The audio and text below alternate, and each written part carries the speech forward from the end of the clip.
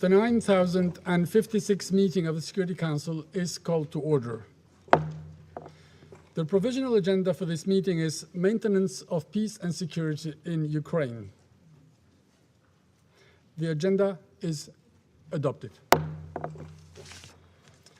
In accordance with Rule 37 of the Council's Provisional Rules of Procedure, I invite the representatives of Germany, Italy, Latvia, Poland, Slovakia, and Ukraine to participate in this meeting. It is so decided. In accordance with Rule 39 of the Council's Provisional Rules of Procedure, I invite the following briefers to participate in this meeting. Ms. Pramila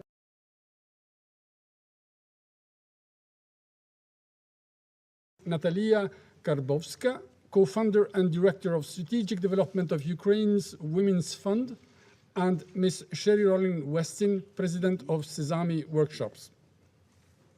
It is so decided. In accordance with Rule 39 of the Council's Provisional Rules of Procedure, I also invite His Excellency, Mr. Charles Michel, President of the European Council, to participate in this meeting. It is so decided. The Security Council will now begin its consideration of item 2 of the agenda. I now give the floor to Ms. Pramila Patten.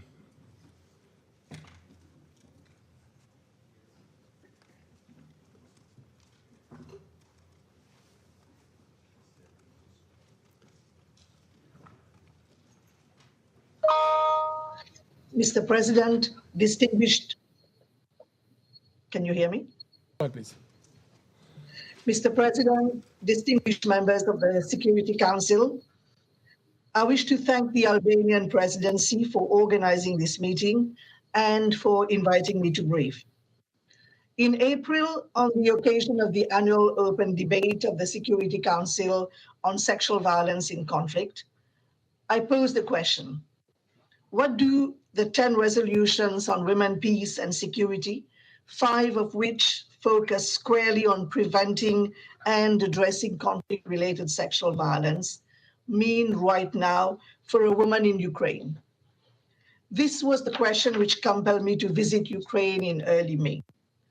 Painfully, my visit cast into stark relief the gap that still exists between the aspiration of prevention expressed by this Council through the robust normative framework that has been established over the past decade and the reality on the ground for the most vulnerable. The commitment of the Security Council is unequivocal to bring all tools to bear to break the seemingly sexual violence and impunity. The resolutions on sexual violence articulate the elements of a compliance regime to influence the conduct of perpetrators and potential perpetrators. The resolutions reinforce international humanitarian law, which makes it clear that even wars have limits and sexual violence is beyond the scope of acceptable conduct, even in the midst of battle.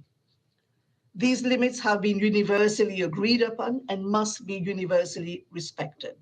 They include a categorical prohibition on all forms of sexual violence, which can never be excused, justified, or amnestied. Yet, as the conflict in Ukraine passes the 100-day mark, we are faced with mounting allegations of sexual violence. Due to active hostilities, mass internal displacement, the breakdown of referral pathways for services, and stigma associated with sexual violence, victims have often been unable or unwilling to report to law enforcement authorities or service providers. Referral pathways for relevant services are not, especially in eastern Ukraine. For example, prior to 24th of February, 20 medical service delivery points and maternity hospitals were providing assistance to survivors of gender-based violence with the support of UNFPA.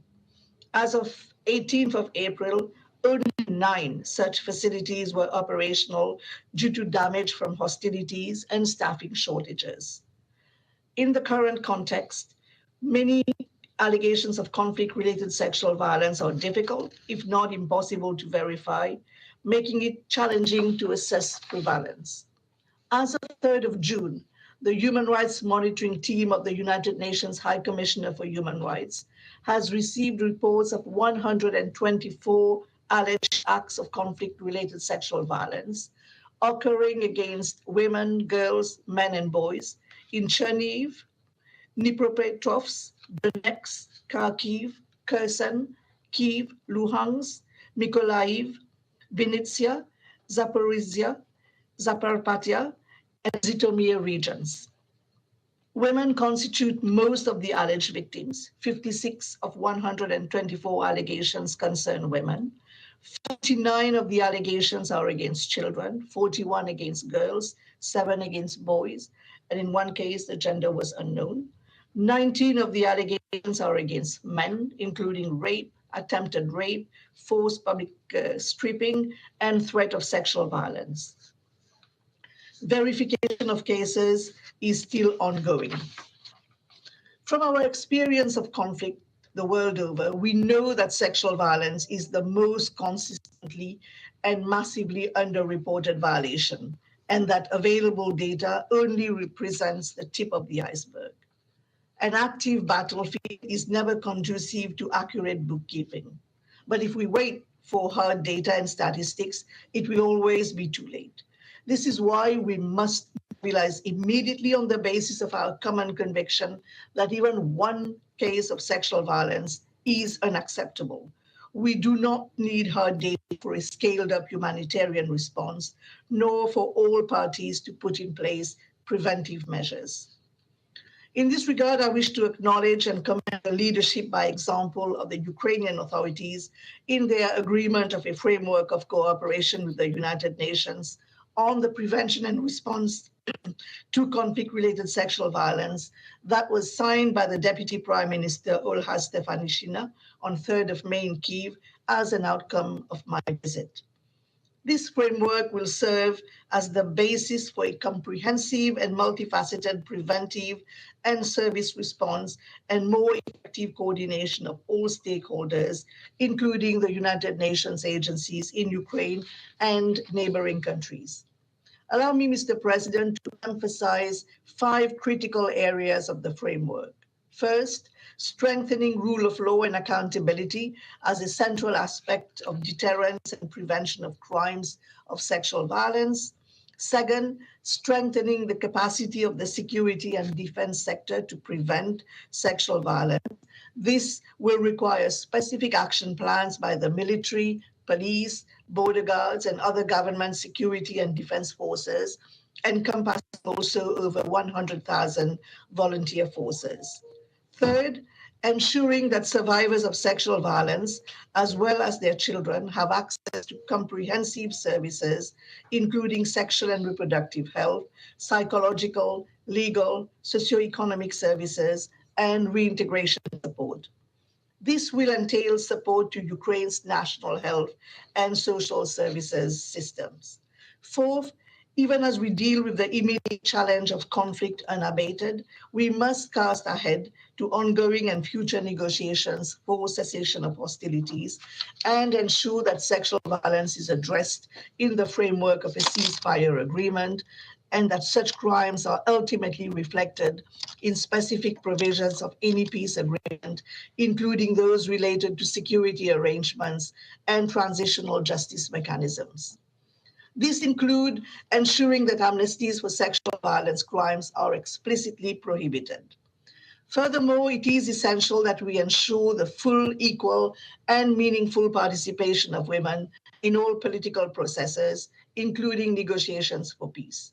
Ukrainian women-led organizations are active on the front lines of the sexual and gender-based violence response, yet women have been conspicuously absent from the negotiating table thus far.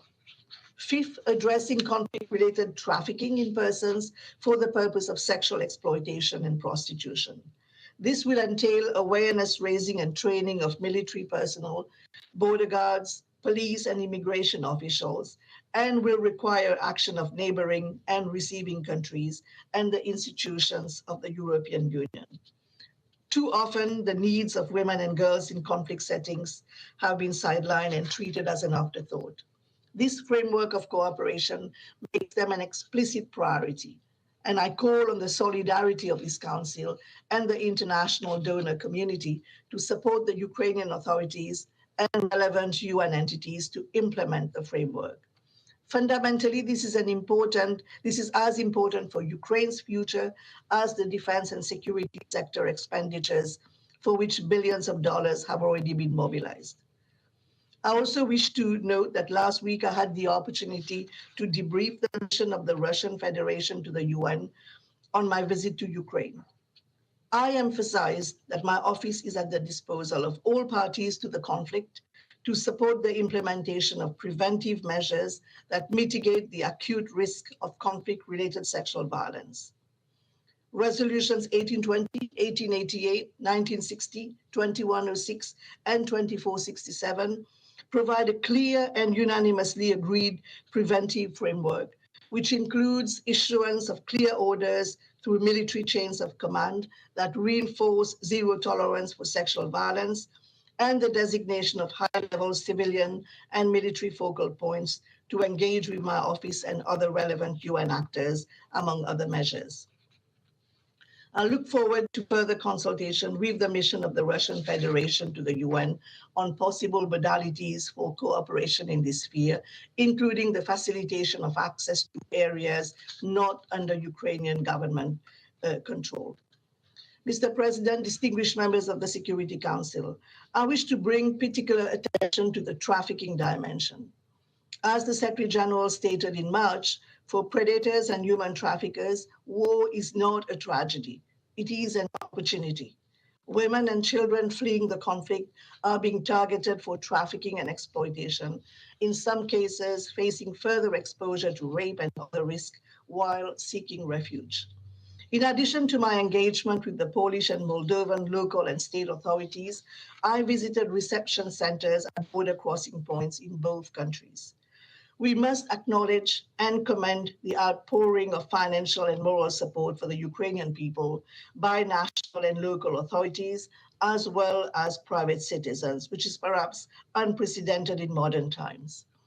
Yet the protection challenges related to the displacement in the past 100 days of close to 14 million people, mostly women and children, 6.8 million of whom have fled across borders, is also unprecedented. From the outset of this conflict, heightened risk of trafficking in persons, including for the purpose of sexual exploitation and prostitution, have been alarmingly evident. The lack of consistent vetting of accommodation offers and transportation arrangements is a serious concern, as well as the limited capacity of protection services to address the velocity and volume of displacement. There are also concerns regarding the multiplicity of volunteers with limited vetting and little or no training or experience. In Chemicho, Poland, my team and I visited the site of the Tesco supermarket that has been converted into a receiving center for Ukrainian refugees. While the range of services being provided is exemplary, there are grave security and protection concerns in a facility run by volunteers and with only a bare-bone presence of UN agencies. For example, we heard a number of credible anecdotal accounts from humanitarian staff. With minimal security screening, a man registers as a volunteer at the Tesco Center in the afternoon and enters the French room where refugees are waiting for transport to France.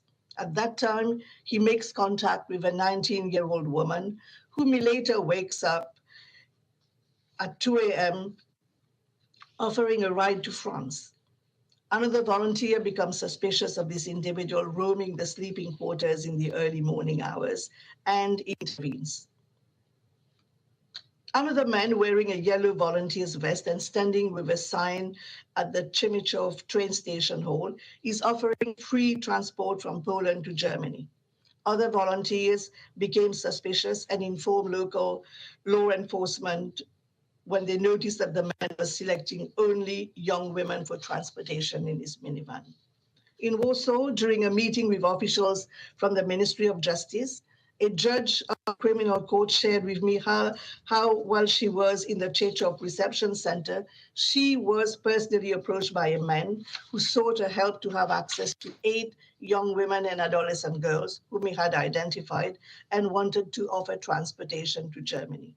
She told me that even as a judge, she was not initially suspicious until a volunteer intervened and informed her that the same men had been coming every 2 days to handpick young women and girls. The judge made an urgent appeal for awareness raising and training of law enforcement officials and other relevant actors. Within the humanitarian response architecture in Ukraine, a temporary task force on human trafficking has been established to strengthen coordination and foster cross-border cooperation, including among criminal justice actors. However, it is critical to ensure that effective protection systems are in place in all transit and destination countries and at all border crossings. Strengthening the overall response to trafficking is a critical aspect of the framework of cooperation, which will also require a coherent and coordinated response at the level of the European institutions. This is of utmost urgency, as I believe that this humanitarian crisis is turning into a human trafficking crisis. This requires a concerted, integrated, and holistic cross-border response by humanitarian partners, law enforcement agencies, border forces, immigration officials, and political leaders.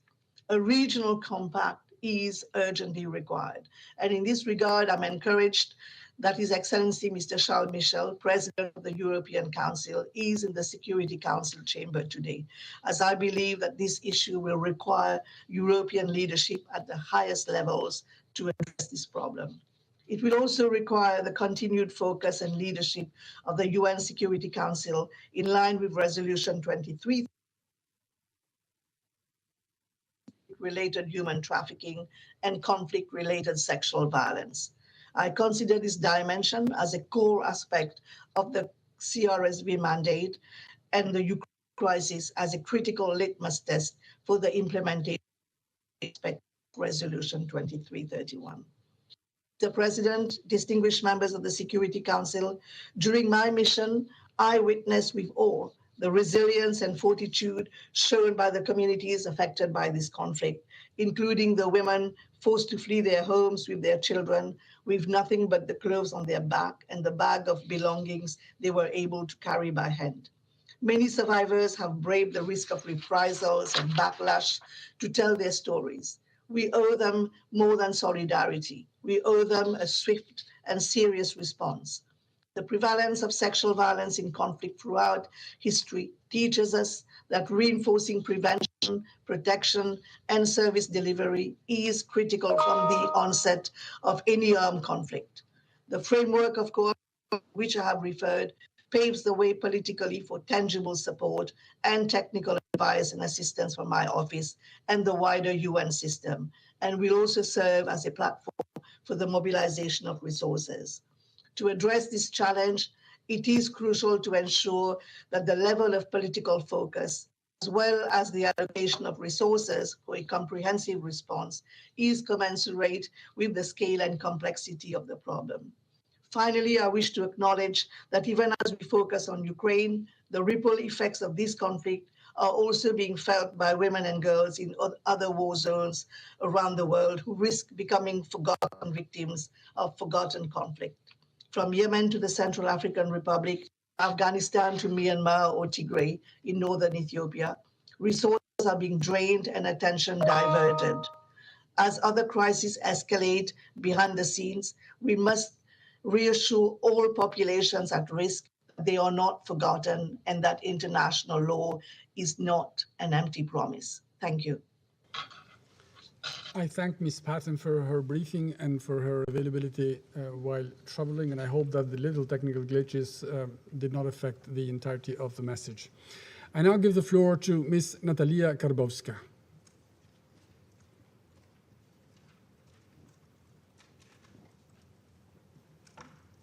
Ms. Karbovska, you have the floor. I would like to thank you for the opportunity to participate in such an important event today. My voice is the voice of my organization, which has been working on supporting women in Ukraine for 22 years. My voice is also the voice of hundreds of other women's rights organizations, which are working in Ukraine 24/7, supporting women, providing food and medicine, healing the trauma, and giving the strength to continue living to those women whose lives were destroyed by Russia, those who have been raped, those whose kids were killed, whose houses were burned. Every Ukrainian has a story of how this war started for her or him, the story that each of us will remember forever. For me, the war started at the meeting on localization of National Action Plan on 1325, UN Security Council Resolution 1325. Ukraine has adopted the second National Action Plan on implementation of the resolution, and on February 23, 24 this year, we met in Kyiv with representatives of 13 regional coalitions on localization of 1325 of the national plan. The meeting was about the planning of our work for the year. Russian invasion forced us to finish that meeting earlier, but it didn't change our plans. The war showed that women, peace and security agenda in Ukraine is actual today more than ever. It has a new meaning, very concrete and clear one. The security of each and every woman is a security of the whole country. No one can feel safe when sexual violence and rape are taking place close to where you live. Women's organizations are usually the first ones that women who experience sexual violence approach. They provide psychological assistance. Together with law enforcement agencies, they document the cases and support investigation processes. I'm not going to tell you the stories of those women and children. You heard them. Yet, sexual violence in this war is the most hidden crime. And for every girl or a woman who is willing to tell her story, there are many other people who will be silent for years because of understanding of rape as a shame crime, because of the feelings, these feelings of shame among survivors, because of the feelings of guilt among those who were not able to defend them, because of the fear of getting in the same situation among neighbors. All this weaken the social connections in communities, and this is a strategy to establish control over communities. Russia is using sexual violence and rape as a terror to control civilians at the temporarily occupied territories. Although the full scale of conflict-related sexual violence is not yet known, human rights activists and law enforcement agencies estimate that hundreds of cases have been committed, not just against women and girls, but also men and boys and people of other gender identities and of all ages. So I have a question. Russia is using terror against civilians in Ukraine. There is a lot of evidence to prove this. Why it is still in the UN Security Council? How it is possible that it participates in the UN peacekeeping operations? I was at the border during these 3 months. I was at the border with Poland and saw the faces of women refugees. No relatives, language barriers, no savings in the banks, just she, her child, and a suitcase. I remember a young woman from Chernihiv region. She didn't even have a suitcase. Everything was destroyed in her house by the Russian missile. She said that her only family member now is her cat. According to international organizations, due to the Russian aggression against Ukraine, Europe is experiencing now the largest displacement since the World War II.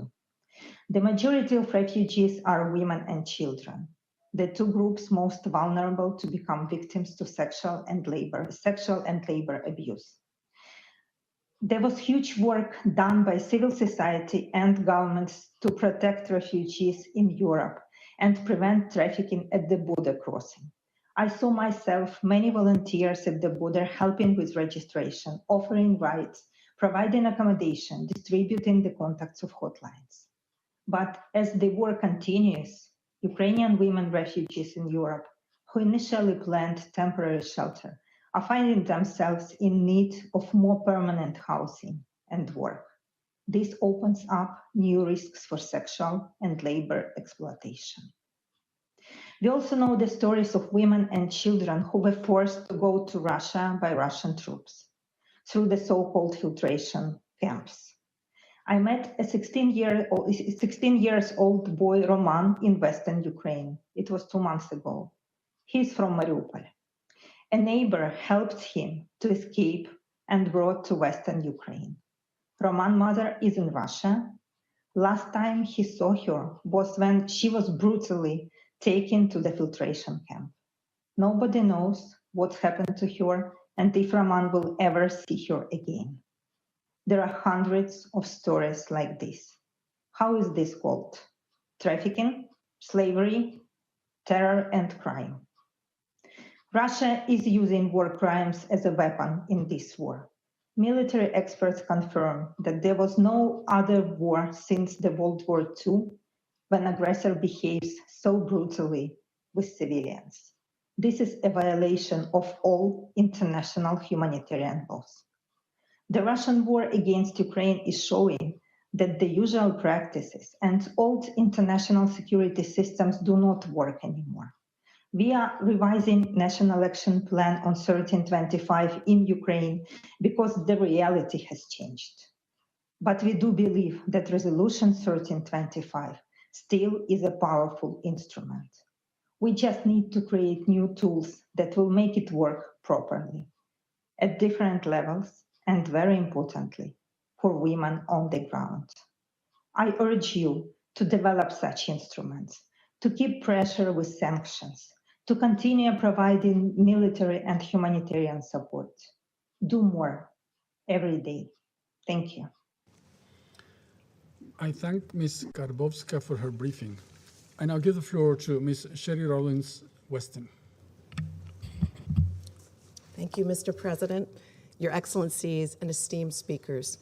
And thank you to the government of Albania for inviting me to address the Security Council on behalf of Sesame Workshop, the nonprofit educational organization behind Sesame Street that has been reaching children with early learning for 50 years in over 150 countries. Over the last decade, we have been working with humanitarian organizations, governments, and UN agencies to support children and caregivers who face the trauma of conflict and displacement. To date, we have reached millions of young children affected by crises in the Middle East, Bangladesh, East Africa, Latin America, Afghanistan, and now Ukraine. Today, you have heard about some of the most devastating impacts of war and conflict, including increased gender-based and sexual violence. In Ukraine, the gender dynamics of the crisis are particularly pronounced, with women and children accounting for 90% of all those who have fled the country. Inside Ukraine, the situation is equally dire. Today, I want to bring your focus to the impact this war is having on children, many of whom are witness and subject to these atrocities, and all of whom are deeply affected. I am here to urge the international community to prioritize young children and caregivers in its response to this conflict in order to help mitigate a crisis of generational proportions. Young children are not only incredibly vulnerable to the immediate physical impacts of war, but they also have the most to lose because of the early years are such a critical time in their development. There is no time in a child's life more fragile and more important than their first 5 years, when their brain is developing faster than at any other time in their life. This is also a period when the brain is most sensitive to a child's environment, and repeated exposure to traumatic events can inhibit brain development, with long-term repercussions on their cognitive abilities, their health, and productivity that extend long after they survive immediate danger.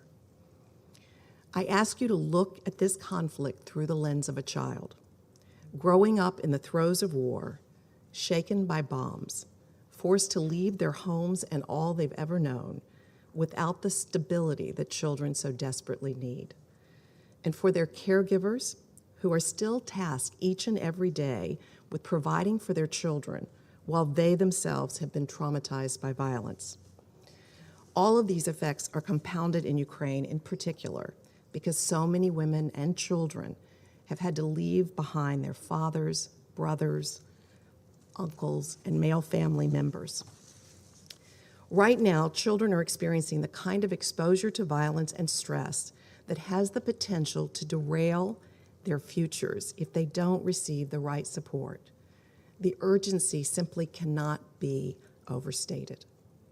But the truth is that the international community does have viable solutions to support children and their caregivers, many of which can be integrated into existing humanitarian response. Today, I want to leave you with 3 ideas to support young children and caregivers during crisis. First, directly provide mental health and psychosocial support for the immediate needs of children as a first-line and life-saving intervention, and nothing less. Advocates for mental health in crisis contexts have begun to have some success in building support into the Ukraine response, which must be continued and expanded. Second, invest in early childhood development, from nurturing care to playful learning, and fold it into your humanitarian and national response plans. Quality early childhood development is proven to help mitigate the effects of the trauma children experience. And these interventions do not need to add significant cost. In fact, building early childhood support directly into existing interventions can be an effective use of limited resources. We've seen this in Jordan, where we're partnering with the International Rescue Committee and the Ministry of Health to integrate early childhood support directly into visits with healthcare providers. And in Ukraine, we're aligning our work with national education objectives, following the lead of the Ministry of Education and Science, who, despite extraordinary challenges, continues to reach Ukrainian children with invaluable education. Finally, we must not forget the caregivers. We know that the most important intervention for young children experiencing trauma is more engagement with a caring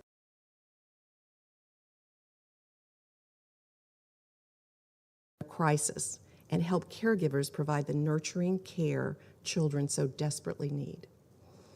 Early childhood interventions like these bolster children, communities, and societies at large.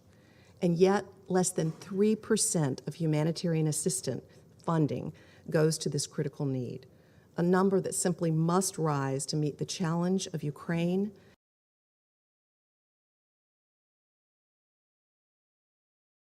impact of these issues discussed here today on children, prioritizing their needs and giving them the chance to thrive. How can they possibly be expected to have the skills they need to rebuild their society? Our hopes for a prosperous and peaceful future depend on the action we are taking now to support young children, because our futures depend on them. I urge the Council to prioritize children and their caregivers in responding to this crisis. If not, there will be lasting consequences for our future security and stability for generations to come. Thank you. I thank Ms. Rollins-Westin for her briefing. I now give the floor to those council members who wish to make statements. Et je donne la parole au représentant de la France. I give the floor to the representative of France.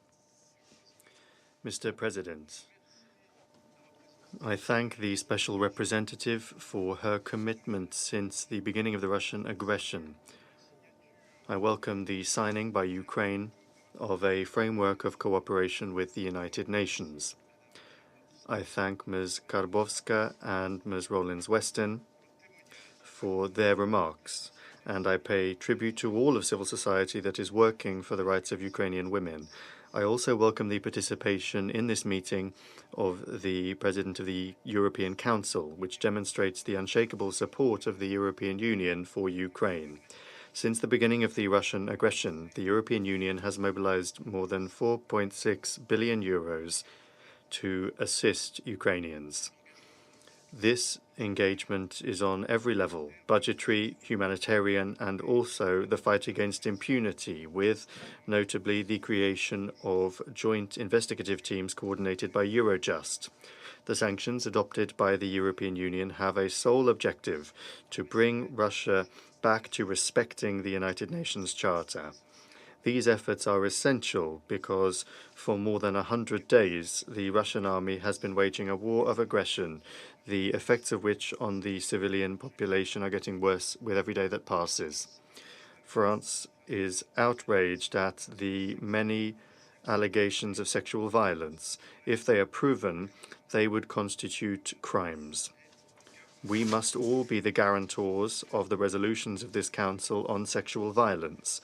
We have the responsibility to support the victims. They must be able to speak out without being stigmatized. France supports the action of the United Nations on the ground to establish the facts. Those responsible for these acts of violence must be prosecuted and punished. This is why France has made available to Ukraine expertise in the collection of evidence and to help establish responsibility. We are worried by the risks facing displaced persons. France fully supports the action of the United Nations aiming to prevent the risks of trafficking and smuggling of human beings. Here, we applaud the efforts of the United Nations Population Fund. Victims of violence must be defended. France calls for this support to be strengthened. Mr. President, in the face of this aggression, which has dramatic consequences for the civilian population, France remains fully mobilized. We will not spare any effort to work for the restoration of peace. France continues to call for the full withdrawal of Russian troops in accordance with what the International Court of Justice demanded, and the full respect for international humanitarian law. Lastly, we reiterate our support for all Ukrainian women. There can be no lasting peace without the full participation of women. Thank you. Je remercie. I thank the representative of France for his statement. Give the floor to the representative of Mexico. Thank you very much, Mr. President. I'd like to thank the Special Representative Patten, Ms. Karbovska, and Ms. Rollins Westin for their briefings. We also welcome the President of the European Council, Charles Michel. The testimonies that we heard this morning reveal yet another dimension to the tragic consequences of the invasion of Ukraine on the civilian population. Based on the data available to us, 90% of the people who fled the country are women and children, and 60% of the internally displaced are also women. This makes it clear that the conflict does have an inescapable gender component. The vulnerability faced by all these women and children, girls and boys alike, increases the risk of trafficking, including for the purpose of sexual exploitation, as we heard this morning. We listened recently in this council as well, High Commissioner Bachelet, who referred to cases of rapes of women in areas under Russian control, although she did also share reports of sexual violence committed by both parties.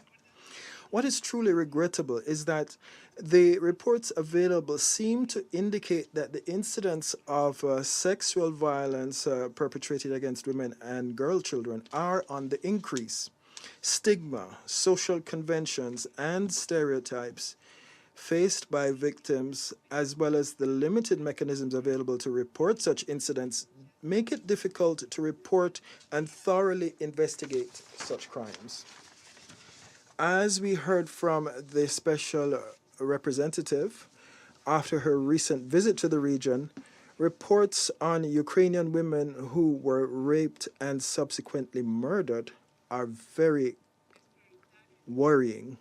It must be a priority that investigations into alleged war crimes, crimes against humanity, and other international humanitarian law violations be carried out so that the perpetrators can be prosecuted and the crimes do not go unpunished. Mexico is following closely the investigation being conducted by the ICC prosecutor and the Independent International Commission being promoted by the Human Rights Council. Mr. President, we recognize the importance of coordination of the Working Group on International Protection led by UNHCR, and we will follow even more closely the important work being carried out by the UNFPA-led Sexual Violence and Gender-Based Violence Task Force. The consequences in the medium and long term of this war on the health of the entire population, in particular women who are victims and survivors of sexual violence, are cause for grave concern. There is an urgent need to ensure that they have unhindered access to sexual and reproductive health services, but also mental health services, which are critical at this time. We also welcome the signing of the framework of cooperation between the United Nations and the government of Ukraine on the prevention and also on addressing conflict-related sexual violence. We have every confidence that in this framework for action, there will emerge a pillar to prevent and deter such crimes. The United Nations system must continue to gather evidence, disaggregated data, and conduct gender-focused analysis on sexual and gender-based violence, and to work in coordination with the Independent International Commission of Inquiry. We will be awaiting the results of the upcoming visit to Ukraine this month. Women have taken on a key role since the beginning of the Russian invasion, and we must ensure that they can participate fully and on an equal footing in decision-making and in negotiations, which will be the way to put an end to war in Ukraine. Once again, Mexico calls for an immediate ceasefire, which will enable us to put an end to this tragedy. Thank you very much, Mr. President. I thank the representative of Mexico for their statement, and I give the floor to the representative of the United States. Thank you, Mr. President. Since I was not here at the beginning of your presidency, let me enthusiastically welcome you to the assumption of the presidency role and wish you the best during this month. I also wish to thank you, Albania, for calling this very important meeting. And I also would like to give a special thanks to our briefers, SRSG Patten, Ms. Karbovska, and Ms. Westin for your illuminating remarks. I welcome the participation of the Ukrainian PR in our midst today, as well as Mr. Michel, the President of the European Council. Since Russia launched its illegal and unprovoked further invasion of Ukraine, a mountain of credible reports of atrocities committed by Russia's forces against civilians has grown every day. These reports include horrific accounts of sexual violence. More and more allegations show Russia's soldiers sexually assaulting women and girls, as well as men and boys. We've heard from Ukraine's foreign minister of multiple cases of sexual violence by Russian soldiers in Ukrainian cities that were under the control of Russian forces. We've heard from Ukraine's deputy prime minister that Russian soldiers raped Ukrainian women for hours and then killed them. The corroborating evidence goes beyond Ukrainian officials. In Bucha, we have evidence of atrocities, including imagery that confirms the presence of mass graves. And you've heard just today from the SRSG. There in Bucha, the indications of Russia's brutality include credible reports of violence perpetrated up close and in cold blood. Individuals killed execution style, bodies showing signs of torture and sexual violence against women and girls. There have been multiple reports from survivors of Russia's soldiers breaking down doors to basements where women were sheltering and raping them. These terrible acts were done in front of their children, and they were filmed by the Russian soldiers. These are bone-chilling accounts, and we know For every account we hear, many more are unknown. In addition to the women suffering inside of Ukraine, we cannot forget that more than 90%, and we've heard this referred to several times today, 90% of refugees from Ukraine are women and children. And we've heard before in this council, women and children bear disproportionately high risks in this war. Family separation leaves girls in particular at increased risk for sexual exploitation and trafficking. And we've heard sobering reports of traffickers targeting women as they seek protection abroad. So, council members, we cannot stay silent. We must seek and achieve justice for victims, and we must do everything we can to prevent further violence. Responsibility starts first and foremost with Russia. As a reminder to the Russian Federation, Security Council Resolution 1820 recognized that rape and other forms of sexual violence can constitute war crimes and crimes against humanity. Furthermore, under international humanitarian law, sexual violence is prohibited. It is on Russia to take measures within its forces and its proxy forces to ensure adherence to this resolution and to international humanitarian law. It is on Russia to stop rape, violence, and atrocities from within its ranks. It is on Russia to end this unconscionable, unprovoked war on the people of Ukraine, and we call on the Russian Federation to do just that. And though the primary responsibility rests with Russia, I also want to talk about what the rest of us can do to address this heartbreaking situation. The framework of cooperation established by Special Representative Patten and her team and signed with the government of Ukraine last month deserves our strong support. It should serve as a vehicle for UN alignment and coordination. We should share the key elements of this framework, and we should do everything we can to support the Ukrainian authorities as they follow the framework. The United States will continue to support Special Representative Patten's office to facilitate this important work. The Commission of Inquiry created by the Human Rights Council can also ensure Russia does not get away with hiding atrocities. Last month, the HRC passed another resolution that called for the Commission of Inquiry to address the events in the areas of the Kyiv, Chernihiv, Kharkiv, and Sumy regions with a view to holding those responsible to account. Both the Commission of Inquiry and the UN Human Rights Monitoring Mission in Ukraine are critical to ensuring accountability. Sharing information and documenting crimes is critical to ensuring accountability for crimes of rape and other forms of gender-based violence. This can only be done through effective investigations of reports of such crimes and trials in appropriate criminal courts. And all of this requires resources. Many on this council have emphasized their political commitments to preventing gender-based violence. Now is the time to provide proof of that commitment, to match words with actions. Ukraine is counting on us. Finally, as we work to achieve accountability, we must also do right by the survivors of sexual violence. They urgently need improved and expanded comprehensive service provisions, including sexual and reproductive health services, medical and specialized mental health services, legal assistance, and livelihood support. All of this work needs to be survivor-centered and trauma-informed. Above all, it must give survivors hope. Together, let us take on the scourge of conflict-related sexual violence. Let us demand accountability and justice for survivors and provide the resources to see it through. And let us do everything in our power to prevent more violence and end Russia's unconscionable war. Thank you, Mr. President. I thank the representative of the United States for their statement, and I give the floor to the representative of China.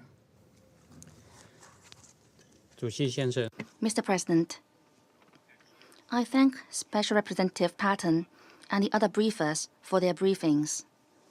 As the conflict in Ukraine enters its 4th month, it has taken a heavy toll on the Ukrainian people. And the security risks faced by women and children are particularly worrisome. Parties to the conflict should comply with international law and take measures to protect civilians from all forms of violence, including sexual violence against women and children, women and girls, and human trafficking. People affected by violence should have timely access to medical, psychological, and social services. And parties to the conflict should ensure that hospitals and other civilian facilities are protected from attack. The United Nations and the Ukrainian government signed a framework agreement last month to help survivors of sexual violence and prevent human trafficking, with a view to providing effective protection for vulnerable groups such as women and children. The use of sexual violence as a tactic of war is a serious crime, and any allegations should be investigated impartially on the basis of facts. Since the outbreak of the conflict, 6.8 million Ukrainian people have crossed the border into neighboring countries for refuge, the vast majority of whom are women and children. China appreciates the humanitarian spirit shown by Ukraine's neighboring countries in providing safe shelter and basic livelihood for women and children refugees. Meanwhile, the growing number of cases of human trafficking, sexual exploitation, and abuse targeting women and children refugees are disturbing. China calls for immediate international cooperation to identify and punish relevant criminal acts and to resolutely stop secondary victimization of women and children. The Office of the Special Representative of Madam Patten, UN Women, UNICEF, UNHCR, UNODC, OHCHR, and other international agencies should strengthen monitoring and analysis and provide professional and technical support to combat human trafficking, sexual exploitation, and abuse against refugees. Mr. President, eliminating sexual violence and human trafficking in conflict is not the end of our efforts. Only through ceasefire and restoring peace can the trauma of conflict on women and children be fundamentally avoided. The international community should work together to promote peace talks and encourage Russia and Ukraine back to the negotiation track. We hope the upcoming meeting between Russia, Ukraine, the UN, and Turkey will help the parties gradually build mutual trust while resolving the food issue in Ukraine. Neither providing weapons nor imposing sanctions and pressure will solve the problem, but will only perpetuate and expand the conflict. People in Ukraine and other developing countries have no reason to pay the price for geopolitical and bloc confrontations. At a time when human destiny is shared and global security is indivisible, no country can or should seek its own absolute security at the expense of the security of others. And international and regional security cannot and should not be guaranteed by strengthening military blocs and cutting off supply chain and industry chain. China once again calls on parties concerned to put international and regional peace and security first and play a constructive role in the proper resolution of the crisis in Ukraine. Thank you, Mr. President. I thank the representative of China for their statement, and I give the floor to the representative of Ghana.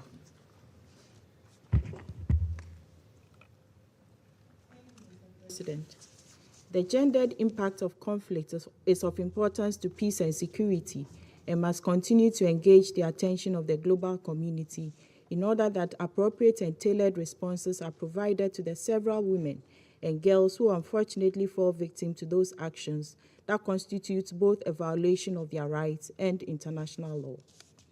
We are therefore grateful to Special Representative Pramila Patten, Natalia Karbovska, and Sherrie Westin for their briefings and for drawing attention to the unfortunate development of conflict-related sexual violence and human trafficking in Ukraine, and more importantly, on the protection, assistance, and support being provided to the women and girls.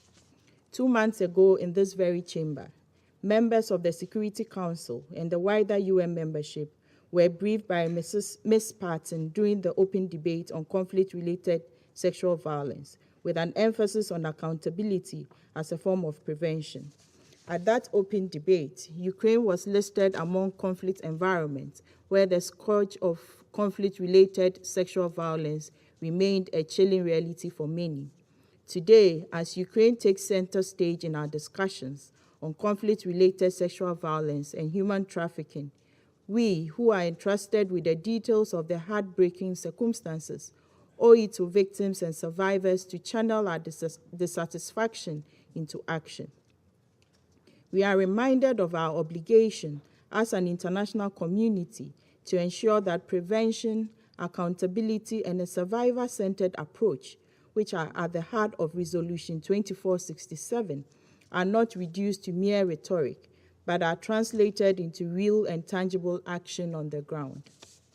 Ghana condemns all acts of sexual violence and human trafficking in Ukraine, including as a weapon of war, and stresses the need to hold perpetrators accountable. We reiterate our support for all ongoing accountability efforts, including investigations by the Ukrainian authorities, civil society organizations, and the International Criminal Court, among others. We further express our support for global calls to designate such acts as war crimes and submit that conflict-related sexual violence and human trafficking should be treated as a basis for targeted sanctions against culpable actors, in keeping with the importance this Council attaches to accountability and ending impunity. Ghana is appreciative of the efforts of all humanitarian and aid agencies present in Ukraine, as well as the member states who have responded to the call for real action and continue to offer a hand of hope in parts of the country where it is needed the most. Training and capacity building for UN field and humanitarian workers, civil society organizations, local women groups, and media organizations in Ukraine are absolutely essential in ensuring that such entities are adequately equipped to provide sufficient sensitization against stigma. Dealing with the problem of stigmatization would encourage an increasing number of victims not only to report violations against them, but also support justice delivery on their behalf by testifying and staying engaged throughout the prosecution processes. In accordance with Resolution 2475, the UN must urgently reduce the risk of trafficking through the provision of effective assistance and protections to refugees and internally displaced persons without discrimination, in particular on grounds of race, gender, disability, or other status, recognizing that discrimination and racism may increase vulnerability to trafficking. No child in Ukraine should endure the horrible experience of being trafficked for the purposes of sexual exploitation. We urge all relevant UN agencies to ensure that child protection systems in Ukraine are continuously and adequately resourced. There is also a crucial need to ensure access to safe accommodation and enhance the protection of displaced and refugee children, taking into consideration their best interests to prevent them from being trafficked. It is important to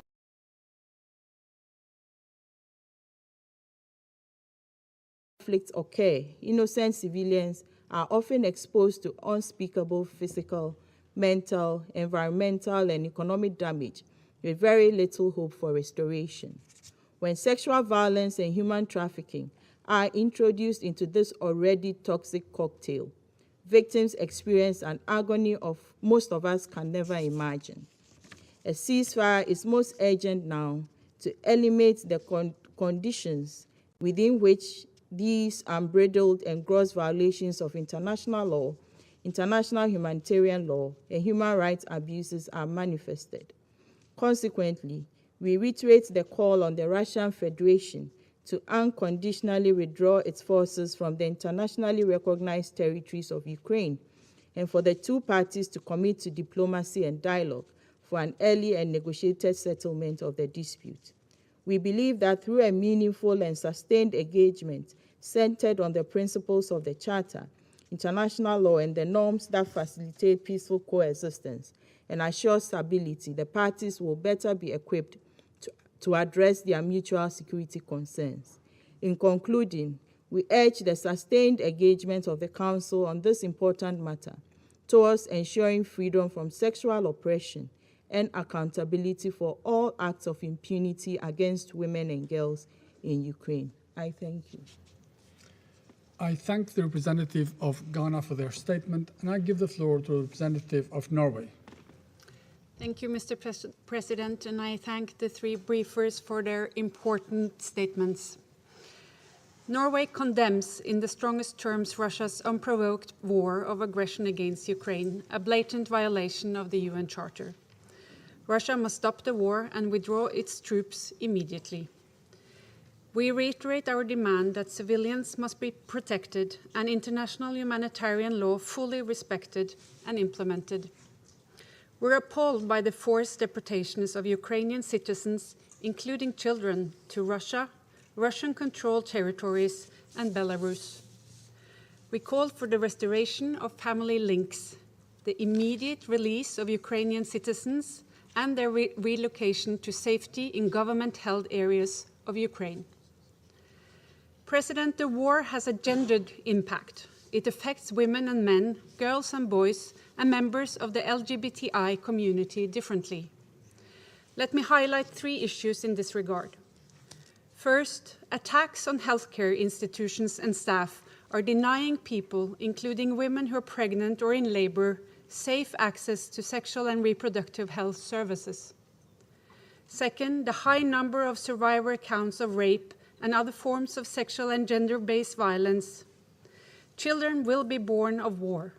Their rights and well-being and that of their mothers must be ensured.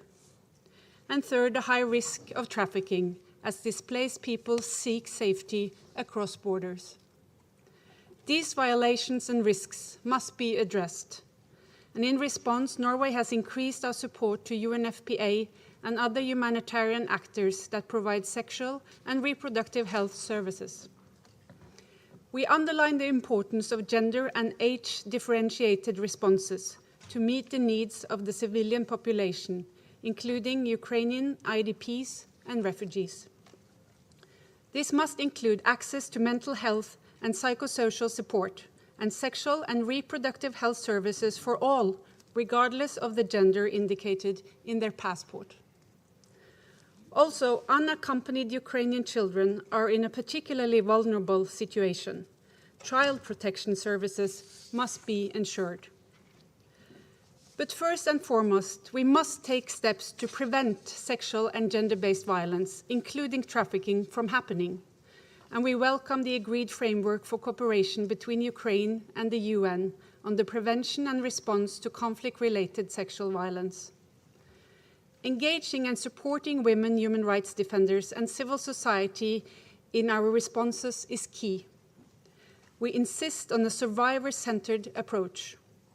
It is vital for the survivors, their communities, and Ukraine as a whole to be able to overcome the trauma and stigma that has been brought on them by this war, and to move forward together.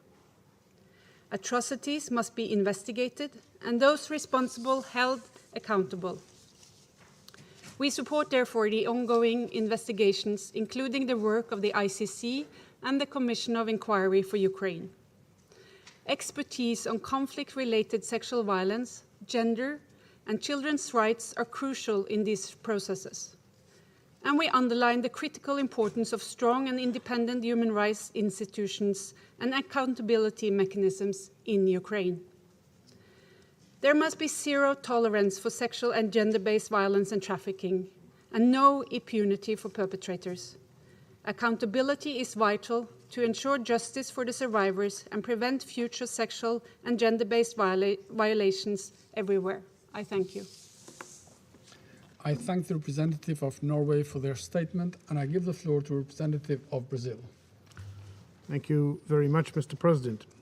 Mr. President, at the outset, let me thank the briefers, Pramila Patten, Special Representative of the Secretary General on Sexual Violence and Conflict, Ms. Karbovska, and Ms. Westin, for their valuable accounts of the situation in Ukraine with reference to sexual violence and human trafficking. As the conflict in Ukraine has entered its fourth month, the full extent of its humanitarian consequences are still being assessed by the international community. We know for sure that the conflict has caused immense suffering for both the people directly affected by military action and for the civilians fleeing confrontation. In the wider context of destruction and gross violations of human rights brought about by the war, we take note with great concern of reports of alleged cases of sexual violence directed against women and girls in the context of the conflict in Ukraine. The numbers reported are alarming and suggest that rape is being systematically deployed as a weapon of war. Brazil reiterates its calls for urgent independent investigations. It is admittedly difficult to document sexual violence because often victims do not want to speak about it. The insufficiency of reports further contributes to the sense of impunity that surrounds such war crimes. The use of gender-based violence as a weapon of war, as well as a tool of intimidation and social control in conflict situations, is unacceptable. Such crimes are often used to humiliate and punish innocent civilians. It is well documented that sexual violence destroys the social fabric of communities and inflicts long-lasting psychological trauma in its victims. In its aftermath, the stigmatization and discrimination of survivors can endure and contribute to further gender inequality. Perpetrators of such acts, be they agents of the state or not, should be held accountable for committing clear violations of international human rights and international humanitarian law. Such abhorrent acts are prohibited both in times of war and peace. The proper investigation and prosecution of sexual violence cases in Ukraine are necessary, not just as a means of reparation, but also of delivering justice. As experience shows us, the delivery of justice in such cases is also an important tool to consolidate peace in post-conflict situations. Since the outbreak of the conflict, nearly 15 million people have been displaced and humanitarian needs continue to soar. Unfortunately, human traffickers and criminal networks may take advantage of such movement of people, women and children in its majority. Such criminals attempt to exploit refugees' vulnerability and lure them with false promises of free transport, accommodation, employment, or other forms of assistance. Although we do not know the exact figures of how many victims have already fallen prey to traffickers and abusers, the risks are clear and deserve attention from the international community.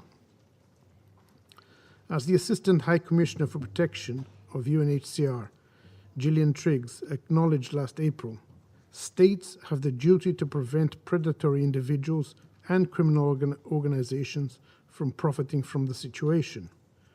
We praise UNHCR for launching an awareness-raising campaign among refugees, distributing printed material with information on how they can protect themselves and report incidents of sexual misconduct or criminal activity.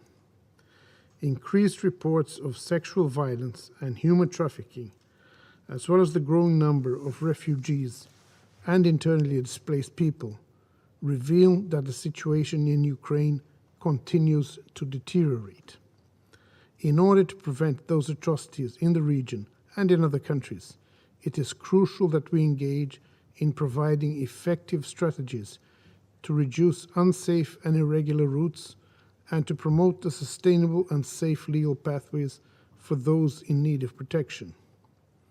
It is our duty and responsibility to ensure that those fleeing hostilities are appropriately received and cared for. For this purpose, Brazil has introduced special humanitarian visas for Ukrainian nationals and stateless persons affected by the conflict in Ukraine who wish to live and work in Brazil. Brazilian embassies in Bratislava, Budapest, Bucharest, Prague, and Warsaw have been granting those visas since March, a policy that has previously benefited nationals of Afghanistan, Syria, and Haiti. This is an example of Brazil's unshakable commitment to human rights and the protection of the most vulnerable. This Council has already failed in preventing the outbreak of conflict and ensuring the cessation of hostilities. It must not fail in repudiating sexual crimes and human trafficking. Immediate investigation by relevant international bodies is called for, including by the Committee for Inquiry for Ukraine of the Human Rights Council. I thank you, Mr. President. I thank the representative of Brazil for their statement, and I give the floor to the representative of India. Thank you, Mr. President. Let me begin by thanking Special Representative on Sexual Violence in Conflict and Undersecretary General Ms. Pramila Patten for her remarks. I also thank civil society briefers, Ms. Natalia Karbovska and Ms. Sherrie Westin for their insights. Mr. President, in the last 3 decades, the international community has played an important role in fixing accountability for conflict-related sexual violence, thereby sending out a strong message that sexual violence must find no place in the civilized world. Despite such progress, it is indeed distressing that sexual violence in armed conflict situations continue unabated amid a culture of impunity as a tactic of war, torture, and terror in armed conflicts, especially by non-state actors. Primarily, national governments have the important responsibility for prosecuting and deterring such crimes in conflict situations on their territories, even if these are committed by non-state actors. The UN, upon request of member states, must assist national authorities in developing capabilities to strengthen their national legal frameworks and related structures for speedy investigation and prosecution of perpetrators. We also support effective cooperation and appropriate mechanisms to combat illegal migration and human trafficking. Mr. President, India continues to remain deeply concerned at the worsening situation in Ukraine and reiterates its call for immediate cessation of violence and an end to hostilities. The conflict in Ukraine has resulted in loss of lives and countless miseries for its people, particularly for women, children, and elderly, with millions becoming homeless and forced to take shelter in neighboring countries. We support all diplomatic efforts to end the conflict and alleviate the suffering of the people of Ukraine. We also call for resumption of talks between Ukraine and the Russian Federation to end the conflict. The conflict is having destabilizing effect with broader regional and global implications. The increasing oil prices and shortage of food grains and fertilizers is having disproportionate impact on the global south, in particular on developing countries. The developed world needs to do much more to alleviate the adverse impact this is making on day-to-day lives of the people living in vulnerable countries. India is committed to work constructively in mitigating the adverse impact of the conflict on food security and in ensuring that vulnerable countries have sufficient cushion against fluctuations in the global market. In order to manage our own overall food security and support the needs of neighboring and other vulnerable developing countries, we had announced some measures that allow for wheat exports based on approvals of those countries who are required to meet their food security demands. Such a policy will ensure that countries in need are given priority. In this context, it is necessary for all of us to adequately appreciate the importance of equity, affordability, and accessibility when it comes to food grains. We have already seen, to our regret, how these principles were disregarded in the case of COVID-19 vaccines. Open markets must not become an argument to perpetuate inequity and promote discrimination. India has been providing financial assistance as well as supplying food grains to neighboring countries which are facing the consequences of the Ukraine conflict. We hope the international community will continue to respond positively to the evolving humanitarian requirements. Mr. President, we reiterate the importance of UN guiding principles of humanitarian assistance. Humanitarian action must always be guided by the principles of humanitarian assistance, that is, humanity, neutrality, impartiality, and independence. These measures should never be politicized. Let me conclude by reaffirming that the contemporary global order has been built on the UN Charter, international law, and respect for sovereignty and territorial integrity of states. I thank you. I thank the representative of India for their statement, and I give the floor to the representative of the United Kingdom. Thank you, President. Let me start by thanking SRSG Patten, Ms. Karbovska, and Ms. Rollins-Westin for their powerful briefings. I also welcome the representative of Ukraine and European Council President Michel amongst the participants in this meeting. President, Friday marked 100 days since Russia launched its illegal war against Ukraine. During that time, we have witnessed death and destruction on a scale not seen in Europe since World War II. Thousands have been killed or injured. Over 6.6 million people have fled Ukraine. And millions inside the country remain displaced, stranded in conflict-affected areas, and in dire need of humanitarian support. As we have heard, women and girls are the most affected. We have seen evidence of serious breaches of international law, including atrocities in places such as Bucha and Irpin, and attacks on schools, hospitals, railway stations, apartment buildings, journalists, even on Kyiv while the Secretary General was visiting. We have seen a disturbing increase in conflict-related sexual violence, including horrific reports of rape and sexual violence committed by Russian armed forces, and a significant increase in human trafficking. Russia's actions, including destroying or blockading key ports, have also exacerbated one of the most severe worldwide food crises in recent history. President, we applaud the work of the UN and the humanitarian and civil society organizations seeking to address the suffering wrought by this war, including efforts to secure grain exports from Ukraine. The United Kingdom is committed to supporting these efforts in every way we can. We have pledged $500 million to help Ukraine. This includes funding to the UN and to civil society organizations helping survivors of gender-based violence, including sexual violence. Accountability is vital to upholding the rule of law and the rights of all states. The United Kingdom is assisting with the important task of evidence collection and preservation, including on sexual violence. We are collaborating closely with the Ukrainian Prosecutor General and have deployed specialist UK war crimes and conflict-related sexual violence experts to Poland to provide support. At the open debate on the 13th of April, we launched the Murad Code, designed to support safe evidence collection from survivors of sexual violence. A Ukrainian language translation has been shared with the Ukrainian Prosecutor General.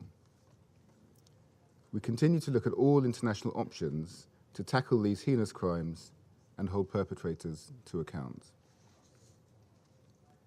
President, this war is appalling and unjustified, as appalling and unjustified after 100 days as it was on its first. Russia is ignoring all our calls for peace, continuing attacks in eastern Ukraine, and yet again striking Kyiv this weekend. We must not allow Russia to normalize illegal aggression with its disinformation, distraction, and lies. We must instead demand that Russia ends the suffering it is causing. This means immediately ceasing its invasion and withdrawing its forces, as the Secretary General, members of this Council, and the General Assembly have demanded, and as the International Court of Justice has ordered. Thank you. I thank the representative of the United Kingdom for their statement, et je donne la parole au représentant. I now give the floor to the representative of Gabon. Thank you, Mr. President. Mr. President, we're taking the floor for the first time since the beginning of your presidency. I'd like to congratulate you on your presidency of the Council, and also thank you for the initiative of convening this important debate on sexual violence and trafficking in persons in the context of the situation in Ukraine. I'd like to thank the special representative, Ms. Pramila Patten for her instructive briefing.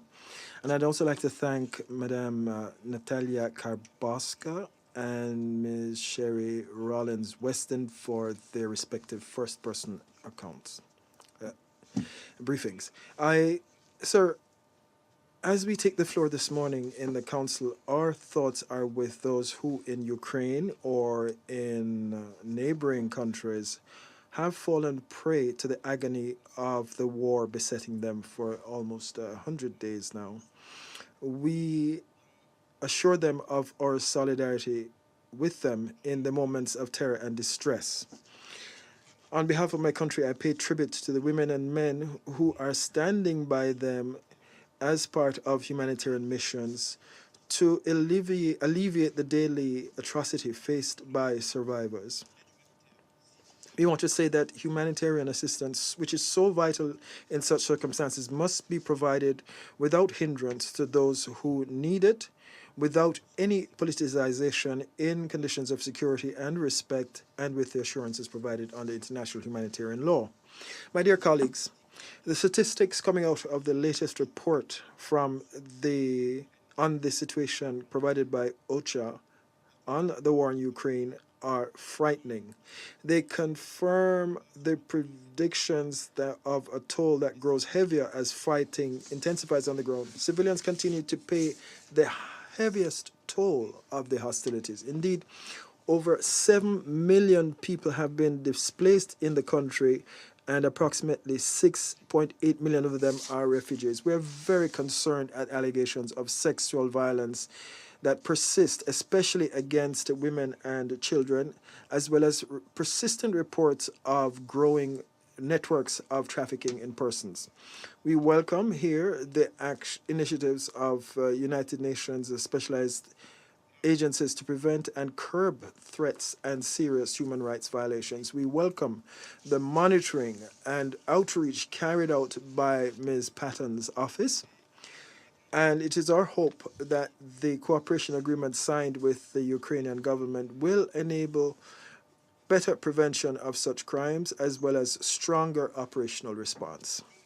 We also welcome the mechanisms set up by the United Nations, UNFPA, but also the International Organization for Migration, to provide appropriate responses in the medium and long term, as well as to provide medical and legal assistance. Mr. President, the point must be forcefully made that all parties to the conflict are bound by the international conventions protecting civilians, as well as the relevant resolutions of this Council, including resolutions 1820 and 1325, which condemn sexual violence against women, the use of rape as a weapon of war, and which recognize sexual violence as a threat in its own right to security. This, again, is binding on all parties to the conflict.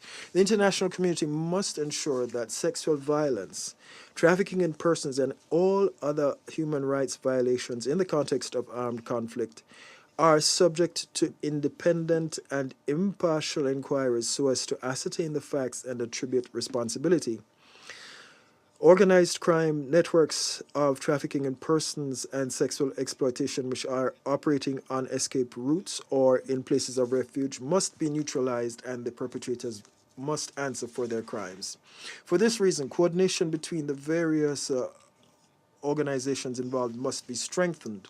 There must be more sharing of information so as to hamstring as far as possible those criminal networks taking advantage of the distress of people fleeing war zones. The risks of exploitation through illegal labor networks or recruitment into pedophile networks or even illegal adoption will no doubt be reduced considerably if the communications networks, means of action, and financing of these criminal networks are cut off at the root. Mr. President, once again, I wanted to hark back to the situation faced by those who are fleeing the war, especially many African nationals. Indeed, we continue to receive unbearable first-person accounts of several from several of them who are exposed to maltreatment during their escape because of their origin. Since the outbreak of the war in Ukraine, we have repeatedly mentioned the stigmatization of many African nationals. This is not only a question of skin color, but also one of humanity, of the universality of distress and the respect that we have for the noble values of the United Nations and for the peoples of the world. And by this, I mean all the peoples of the world. It is obvious that in wartime, all suffering must be given the same attention because pain has no face. It affects us all. This should touch us all and prompt us to condemn it without having to check first the color of the eyes of the person suffering. Indifference to this human misery is also indecent and unbearable as the discrimination itself. When all is said and done, the ordeal suffered by young Africans fleeing the war in Ukraine who are discriminated against, humiliated, and treated incomprehensibly in an inhuman way should not be forgotten. When all is said and done, we must remember the deafening silence of some and the selective advocacy of all those who know how to make themselves heard or who are able to act but who remained passive in the face of the cries of distress of young Africans who were overlooked by the protection mechanisms and found themselves even more exposed to the risks of exploitation. Mr. President, as we have just heard, and we heard this from Ms. Patten, the humanitarian situation in Ukraine is all the more worrying and requires urgent action to respond to the significant needs of the civilian populations. We owe women and children a response because they are caught in a vice between warring parties. We owe a response to those who are abused and exploited. We owe a response to all these scattered families who have lost dignity, and our response must go above and beyond our tribal rifts and respond to the suffering of all victims. My country calls for a ceasefire and the opening of humanitarian corridors everywhere, such as to provide humanitarian assistance in optimal security conditions. In closing, on behalf of my country, I wish to reiterate our call for genuine good faith negotiations to put an end to the war. It goes without saying that the most effective means of eliminating the risks of sexual or gender-based violence and exploitation is to put an end to the conflict. Thank you. Merci le représentant du Gabon pour sa déclaration, and I give the floor to the representative of Kenya. Thank you, Mr. President. I thank SRSG Pramila Patten, Ms. Natalia Karbovska, and Ms. Sherrie Westin for their briefings. I also welcome the participation of the permanent representative of Ukraine and the permanent representatives of the affected countries in the region. This morning, it is with a heavy heart that the Kenya delegation sends its condolences to the people and government of Nigeria for the brutal murder of dozens of worshippers at St. Francis Catholic Church in the town of Owo in Ondo State. Such an act of terrorism is a crime against humanity, which we condemn in the strongest terms. It invites its council to redouble its efforts to ensure terrorist groups are met with the strongest condemnation and opposition. Mr. President, wars of aggression are a transgression of international law that opens the floodgate to serious violations against civilians, particularly when those are wars that breach the UN Charter. Even as we justly condemn war crimes, we must not forget that war itself is the greatest crime. Sexual violence against women, children, and men is the frequent outcome of war, and it is also used deliberately and sometimes systematically as a weapon of war. We recognize with the deepest concern the women, girls, and boys in Ukraine who have suffered this uniquely horrifying crime. We condemn their violation and the violation of international law, the laws of war, the UN Charter, and the most basic human decency. We call on all military commanders to ensure that those responsible for these atrocities are held accountable. Soldiers in the field should be subject to severe discipline for abusing civilians or captured combatants. Political leaders should also be aware that using ideological labeling on entire populations increases the risks that rank-and-file soldiers will commit atrocities. Leaders should, in all public communications, uphold the human dignity, worth, and equality of the entirety of the people of Ukraine. We urge all concerned UN agencies and those in Ukraine and neighboring countries to do their utmost to deliver medical and psychosocial support to the survivors of sexual violence and trafficking. More should be done to ensure humanitarian corridors and safety from military targeting for the millions who remain vulnerable in besieged cities and villages. We say this fully aware that the truest protection is the stopping of the war and the respect for the territorial integrity and sovereignty of Ukraine. In the meantime, there is a crucial need for effective cross-border coordination between border security personnel, early warning mechanisms, and national and regional women protection advisors, as well as humanitarian actors to protect those in danger of violations. In this regard, we commend the signing of the UN framework in early May to assist survivors of sexual violence, whose purview also covers the prevention of conflict-related trafficking amid rising displacement. We also commend all individuals, institutions, and governments that are helping in every possible way. We especially thank UN bodies and the agencies including OCHA, UN Women, UNICEF, UNHCR, UNFPA, and UNDP for their reports and action briefs highlighting the plight of civilians, especially women and children, and spearheading the UN's response. We also applaud the brave women of Ukraine that are fighting for peace and for their country. We recognize with admiration the brave women who are leading in government and civil society. We are further pleased to see the role of women as agents of change and urge their participation in decision-making at all levels in all aspects, including diplomatic efforts to find lasting peace and security in Europe and globally. Mr. President, I must again bring up the plight of Africans who are trapped in the war. Unfortunately, we continue to see reports of racial discrimination directed at people of African descent who, like other fleeing Ukrainians, are also seeking safety in Europe.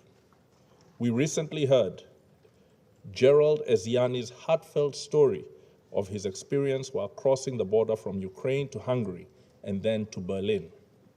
Though aware of his rights and the laws outlined in the UN Charter which allow him the right of passage, having been a valid resident of Ukraine, he experienced discrimination on the train where he was requested to disembark by 15 to 20 German police officers under claims that he was not born in Ukraine, which would demand that he undergo further processing to leave. Given these appalling justifications, all the black people on the train were requested to disembark and held for 23 hours, where they endured unjust and inhumane treatment by law enforcement. It is only for us to repeat that people of African descent are equally human and deserving of equal protection and facilitation in line with the UN Charter. Mr. President, the war in Ukraine continues to worsen the food insecurity in many countries, particularly in the global south.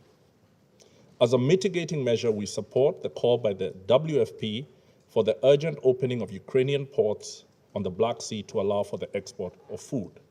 The humanitarian and developmental response must leave no country or region behind. We commend the efforts of the African Union chairperson and the chair of the African Union Commission for their engagement of leaders who are in a position to open up the movement of food from Ukraine and to the world. Mr. President, in closing, I reaffirm Kenya's support for the sovereignty, territorial integrity, and political independence of Ukraine, and our continued call for the prioritization of dialogue as the only plausible avenue to resolve serious disputes. I thank you. I thank the representative of Kenya for their statement, and now I give the floor to the representative of the United Arab Emirates. Mr. President, I'd like to join others in thanking Ms. Patten, Ms. Karbovska, and Ms. Westin for their very insightful briefings. I also welcome the participation of Charles Michel, the President of the European Council, as well as Ukraine in this meeting. Before the latest crisis in Ukraine, the world was already in the midst of the worst refugee crisis since World War II. This has, in turn, been the cause of almost unfathomable levels of sexual violence and human trafficking. In 2016, the International Labour Organization estimated that 28.7 million women and girls around the world were in a condition of forced labor, debt bondage, forced marriage, slavery, and trafficking.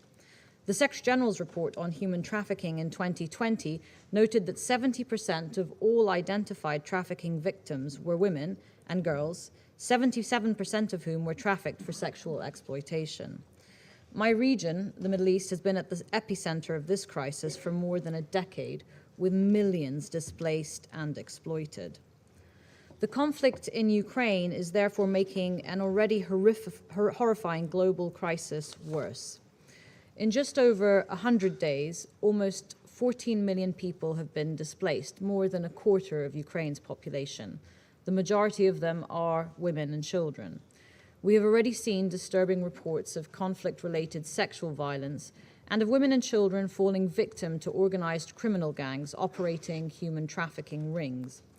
As we have heard today, this conflict demands a serious, gender-centered international response that prioritizes the needs and safety of women and children in times of conflict. We also note with concern and concur with our colleagues from Kenya and Gabon that all refugees must be treated equally and without racism. Following the topic chosen for today's discussion, I'd like to focus on the following points. First, we commend the framework of cooperation that SRSG Patten's office signed with the government of Ukraine on the prevention and response to conflict-related sexual violence. Cooperation between the UN and relevant authorities in Ukraine and their human trafficking task force in areas including improved access for survivors of sexual violence to health and social services is critical. We support the SRSG's plan to deploy an expert on trafficking to cooperate with authorities in Ukraine and in neighboring countries because we believe that it will help mitigate the horrific exploitation of women and children across the region. Initiatives like this are positive and necessary steps and can boost the capacity and efforts of neighboring countries to prevent exploitation and combat trafficking. We note Ms. Patten's message that a regional compact is urgently required and that the UN Security Council should continue to lend its support on the humanitarian context of this conflict, and the UAE supports both suggestions. Second, we already know how essential yet difficult it is to collect sex disaggregated data in conflict situations, including to better understand the impact of the conflict on human trafficking and conflict-related sexual violence.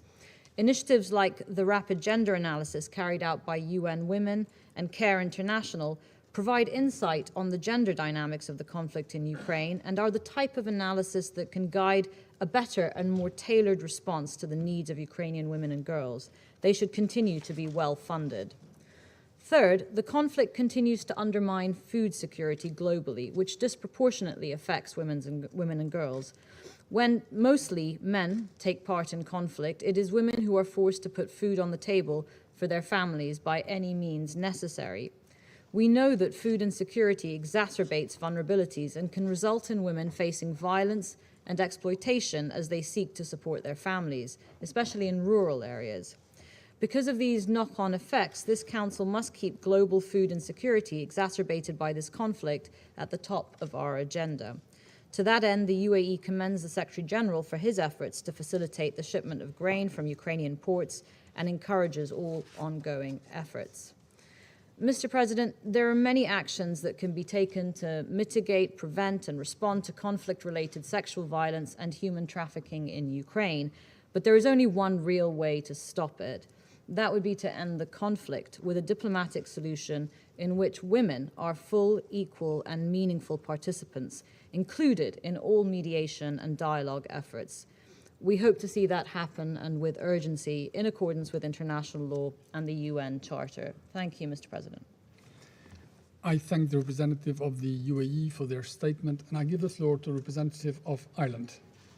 Thank you very much, Mr. President, and I would like to welcome the President of the European Council, Charles Michel, to the Chamber today, and as always to welcome our colleague, the Ambassador of Ukraine.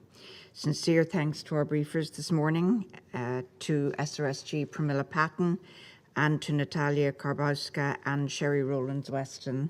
Thank you very much. We're grateful for your deeply sobering accounts of the suffering and destruction caused by Russia's senseless and illegal war in Ukraine, which we now all know has surpassed 100 days.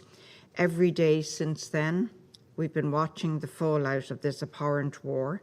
Civilians attacked and killed, schools and hospitals targeted, mass displacement and family separation. And the subject that brings us to this table today, conflict-related sexual violence and human trafficking. Let me be clear, this is no special military operation.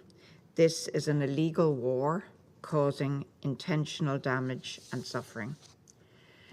President, over 15 million people have now fled their homes. The vast majority, as we know, are women and children. This speed and scale of displacement is unheard of in modern times. When the Russian Federation further invaded Ukraine in late February, the alarm about human trafficking was raised immediately. We know that conflict and displacement exacerbates human trafficking. We know that it provides fertile ground for those who trade in human beings, organized criminal networks looking to take advantage of the most vulnerable in our societies, as was sadly and very graphically highlighted this morning by Pramila Patten, the Special Representative. Civil society, national authorities and UN agencies on the ground mobilized quickly to respond, to raise awareness, and to provide information to refugees and training to service providers and border police. I want to express our sincere gratitude today for their work. It has without doubt prevented harm. But more needs to be done to ensure prevention efforts are robust. As the war rages on, the vulnerability of those fleeing has only increased. Members of marginalized groups, like unaccompanied children and those with disabilities, face particular risks. The groundswell of volunteers who have mobilized to support those fleeing represents humanity at its best. It speaks to the foundation upon which human rights and indeed this UN was built, that all people are born with inherent dignity. Yet, we must ensure rigorous vetting and registration procedures are in place to prevent exploitation and to protect against trafficking. As highlighted by UN Special Rapporteur Siobhan Mullally and others, expanded international protection measures and safe migration routes are also essential in reducing risks of trafficking. In welcoming more than 33,000 Ukrainians to Ireland under the EU's Temporary Protection Directive, we have sought to mitigate such risks. President, we also know that conflict and displacement exacerbate sexual and gender-based violence. This Council has heard of the horrifying reports of sexual violence perpetrated by Russian soldiers against women and girls, against men and boys. Rape is not an inevitable byproduct of war. It is an act which may constitute a war crime and which leaves victims and their communities with lifelong effects and trauma. As SRSG Patten said earlier, even one case of such abuse is one case too many. This Council has already condemned conflict-related sexual violence and recognised that it can constitute a war crime. But now is the time for the international community to do more and to ensure that such crimes do not go unpunished. As Special Representative Pramila Patten stated while in Kiev, international law will not be an empty promise. It cannot be. The efforts underway to gather evidence and to investigate these crimes, including through the UN Framework for Cooperation, will help bring those responsible to account. We fully support SRSG Patten in her work in the context of the framework agreement with the government of Ukraine, and we echo the calls she made this morning for cooperation from the Russian Federation. There will be justice for victims and survivors. President, reports of an increase in domestic violence in Ukraine is also of deep concern. Survivors of gender-based violence now face a double crisis, as services are not fully available to provide protection and respond to their needs. In addition to justice, all survivors of sexual and gender-based violence and of trafficking deserve protection and assistance. Comprehensive survivor-centred services must be provided at every stage, within Ukraine, on the borders, in transit countries, and by host countries.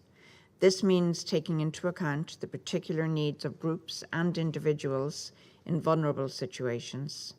Sexual and reproductive health services and psychosocial supports must be prioritised. Let me conclude, President, by speaking directly to the Russian Federation. I have no doubt this war will end. They all do. Light always overcomes darkness. If you have any compassion for the millions of victims, respect for international law, and can still show humanity, please stop this war now. Stop the senseless suffering. It is never too late to do the right thing. Thank you, President. I thank the representative of Ireland for their statement, and I give the floor to the representative of the Russian Federation. Mr. President, Mr. President,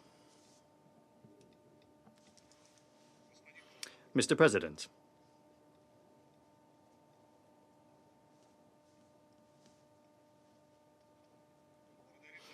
we thank the briefers for the information they provided.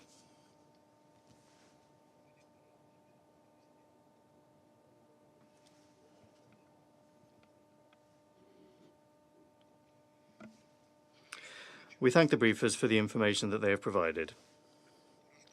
The ratcheting up of accusations of Russian service personnel committing crimes of a sexual nature since the very beginning of our special military operation in Ukraine has become a favorite tactic of the Kiev regime and our Western colleagues. We all recall how in the Ukrainian and Western media and also in this room, our soldiers were repeatedly accused of sexual violence with reference to certain reports containing allegedly reliable data. However, no evidence was provided. Just like today, we've not heard a single example from the briefers and those who've taken the floor, the delegations. But similar allegations fit very well into the image that was meticulously created by Western political scientists of Russian soldiers as beasts and coarse barbarians, just like Goebbels' people did towards the end of the Second World War. You'll probably recall how the PR of Ukraine, using this same Nazi method, told us how Russia's soldiers, when they were leaving Bucha, looted household goods and toilets because in Russia, a lot of people don't have toilets. That's a quote. The staging in Bucha, on the subject of which our British colleagues so much did not want to convene the Security Council upon our request, ended up being the apogee of this mendacious and unfounded PR campaign. Today, we have heard so many inconsistencies and refutations of the official version that our Western partners are now very cautious of mentioning it at all. And unfounded accusations of sexual violence are not decreasing in number, as we have seen once again today. I would like to turn to colleagues that today have become particularly indignant on this subject. I would invite you to be cautious because for these sorts of allegations by Kiev, there is absolutely there isn't the necessary evidentiary basis. This was proved very well the other day, not by just anyone, but the Ukrainian ombudsperson for human rights herself, Ms. Denisova. She, as it were, did her job a little too well and was fired by the Ukrainian regime using interesting wording. An unfathomable concentration on the numerous detailed cases of sexual crimes and raped children on the occupied territories which could not be confirmed by evidence. In other words, the Ukrainian ombudsman, without evidence, has been lying to the entire world this entire time, which was shocking even for the Kiev authorities. Those who, due to inertia, have once again made accusations against Russian soldiers today, I would like to ask you to think again about whether you can rely on the information, or rather disinformation, being circulated by Kiev. And it's not just about Denisova. A lot of cases of alleged sexual violence, which at the behest of the Kiev regime's propaganda machine have been repeated by many Western media outlets, have already been refuted by officials or by the alleged victims themselves. For example, the authorities of Kherson reported that there is no evidence that the Russian army had used sexual violence against 11 female residents of the city, as was reported by several dubious internet platforms. Nastya Savchishina, a news hero known around the world under the headline "The Woman Who Was Raped and Killed by Russians Just Because She's Ukrainian," herself admitted that she was absolutely fine and it was only something to do with a somewhat strange photography session. Another example, a girl who, according to the advisor of the Office of the President of Ukraine, Alexei Arestovich, was not only abused but also mocked by Russian soldiers in Gostomel, died. However, this did not take in Gostomel, but in Mariupol, and the criminals were not Russians, but neo-Nazis from the Azov battalion, and there is evidence of this crime. While our opponents are only making baseless accusations, I will provide you with concrete examples of the crimes of Ukrainian nationalists. According to information from the Investigative Committee of Russia, a criminal case has been launched in respect of the Deputy Commander of the Firing Brigade for Educational Work of the military unit A-2777 of the 36th Brigade of the Ukrainian Armed Forces Marines, Senior Lieutenant Sergei Batinsky, who committed an absolutely monstrous crime. At the beginning of April, in Mariupol, Ukrainian soldiers from this brigade detained on suspicion of separatism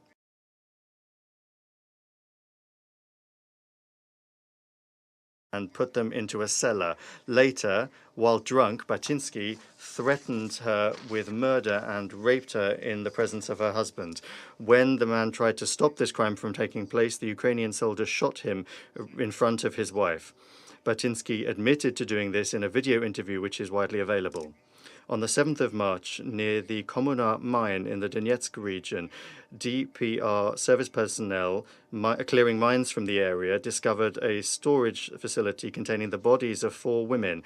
The forensic report indicated that before they were killed, they were tortured and raped. One of them was pregnant. In this area was where the Aidar Nationalist Battalion was based. On the 28th of March, Nazis from the Azov Battalion in the number 18 school building in Mariupol raped and tortured a woman to death. Her disfigured body with severed hands and a swastika burned on her belly shocked the world, and we mentioned this tragedy at the meeting on the 11th of April. Currently, on the liberated territories of Ukraine, the DPR and the LPR, work is being done to identify cases and evidence of Ukrainian army crimes. They are being documented by the investigative bodies of Russia and the Donbas republics. Mr. President, Ukrainian nationalists are infamous for their cruelty, but they also contain units whose barbarity, even in the eyes of the Kiev authorities, have exceeded all acceptable bounds.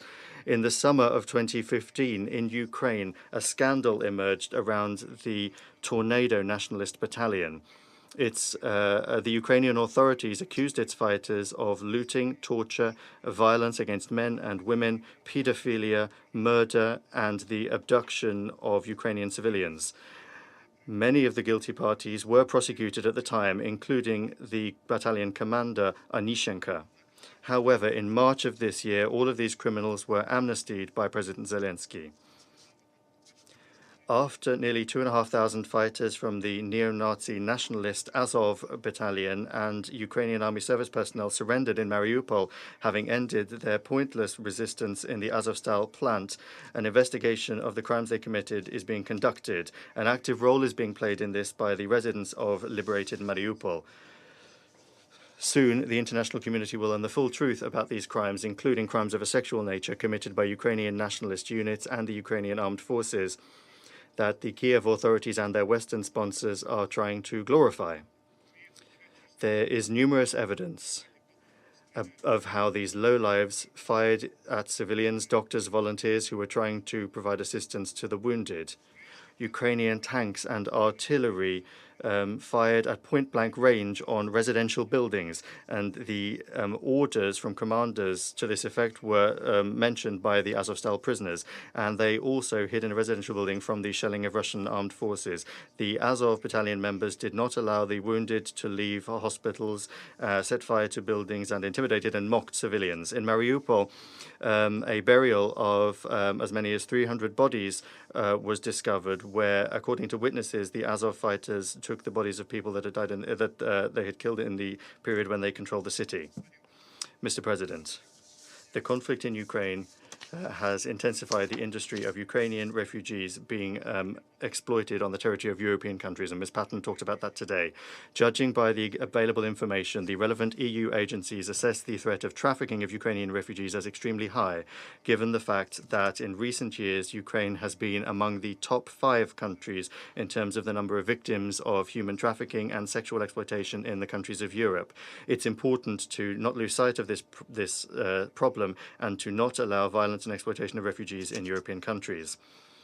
And the way that the long-suffering refugee women from Ukraine are being greeted in the West is no secret to anyone. In Las Vegas, posters have emerged inviting people to casting sessions for Ukrainian strippers. And in Germany, the fast food chain KFC, in its advertising, had a sign over a bed saying, "We're happy to welcome all the chicks from Ukraine." It's hard to believe that this is just harmless advertising.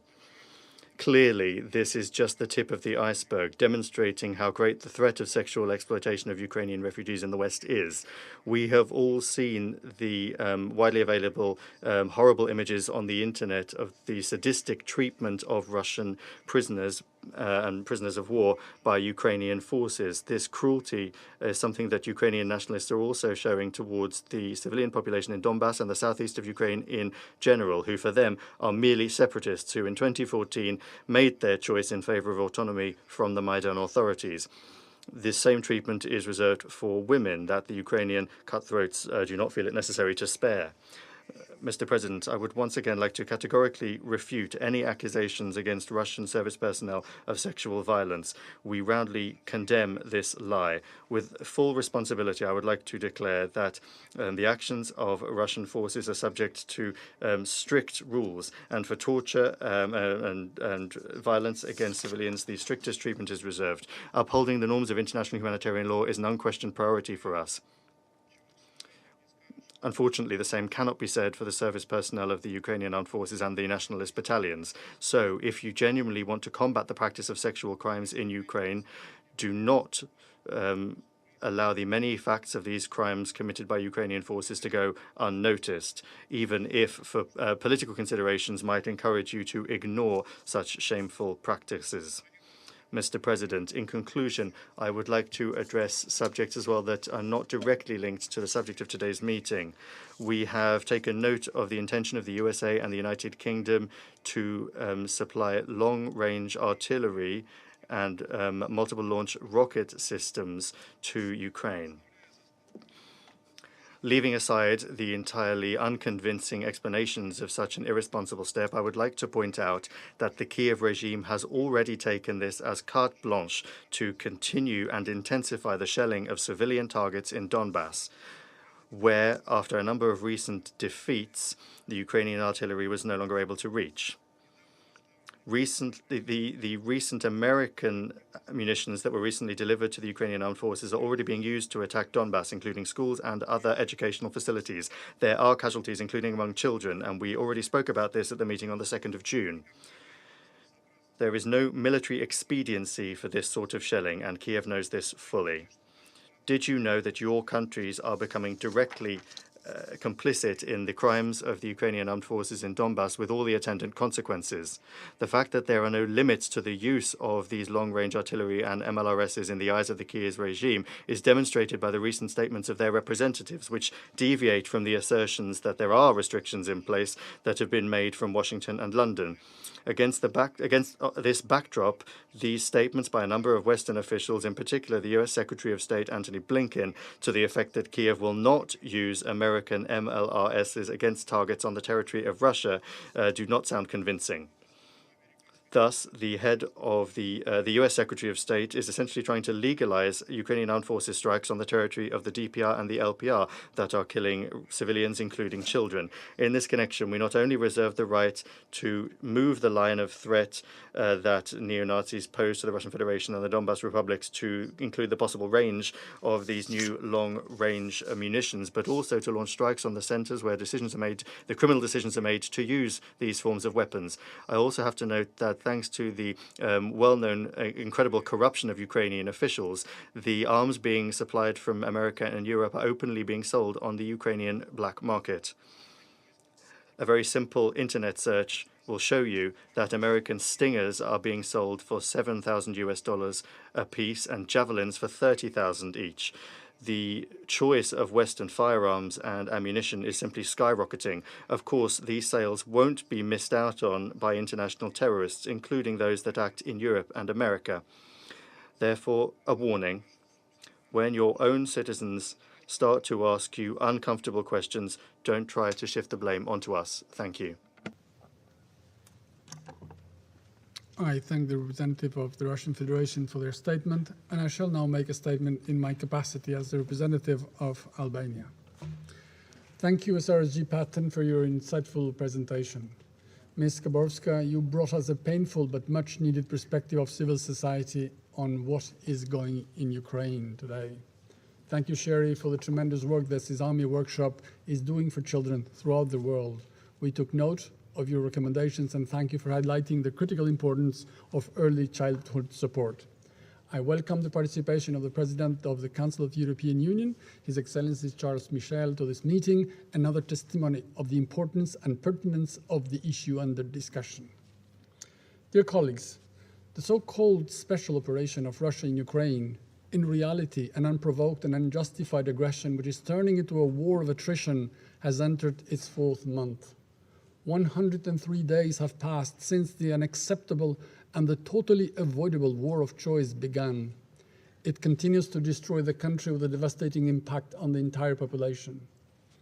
Every day that goes by with this war brings its lot of new victims, and every time we meet on this issue here, we hear about the civilians being caught in conflict, mounting significant human rights abuses and crimes committed, and the unprecedented number of displaced people. 9,000 victims have been documented by OHCHR so far, knowing that the real number is always much higher.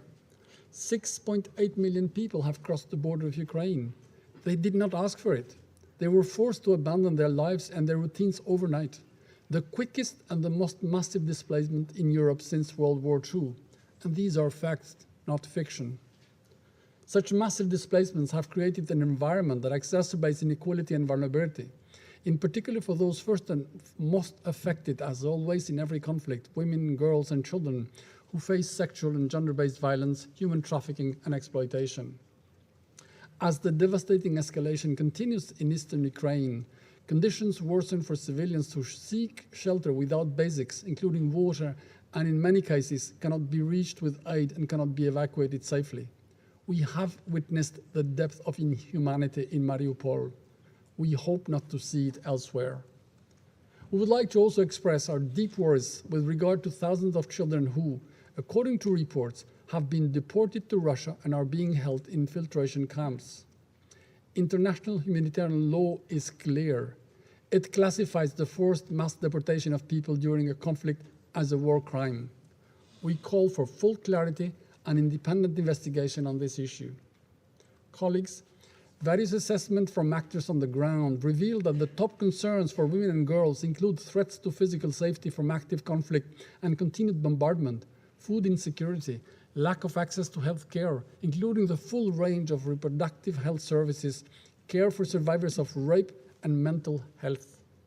Growing evidence of sexual violence is emerging by day from the deoccupied areas. We know now from the findings in the liberated towns in the cities in Kiev Oblast that civilians have been targeted, tortured, killed on a large scale, and that women and girls have been subject of rape as a weapon of war. There have been multiple reports and accounts of Russian soldiers breaking down the doors of cellars and basements where people are sheltering, and they have raped women.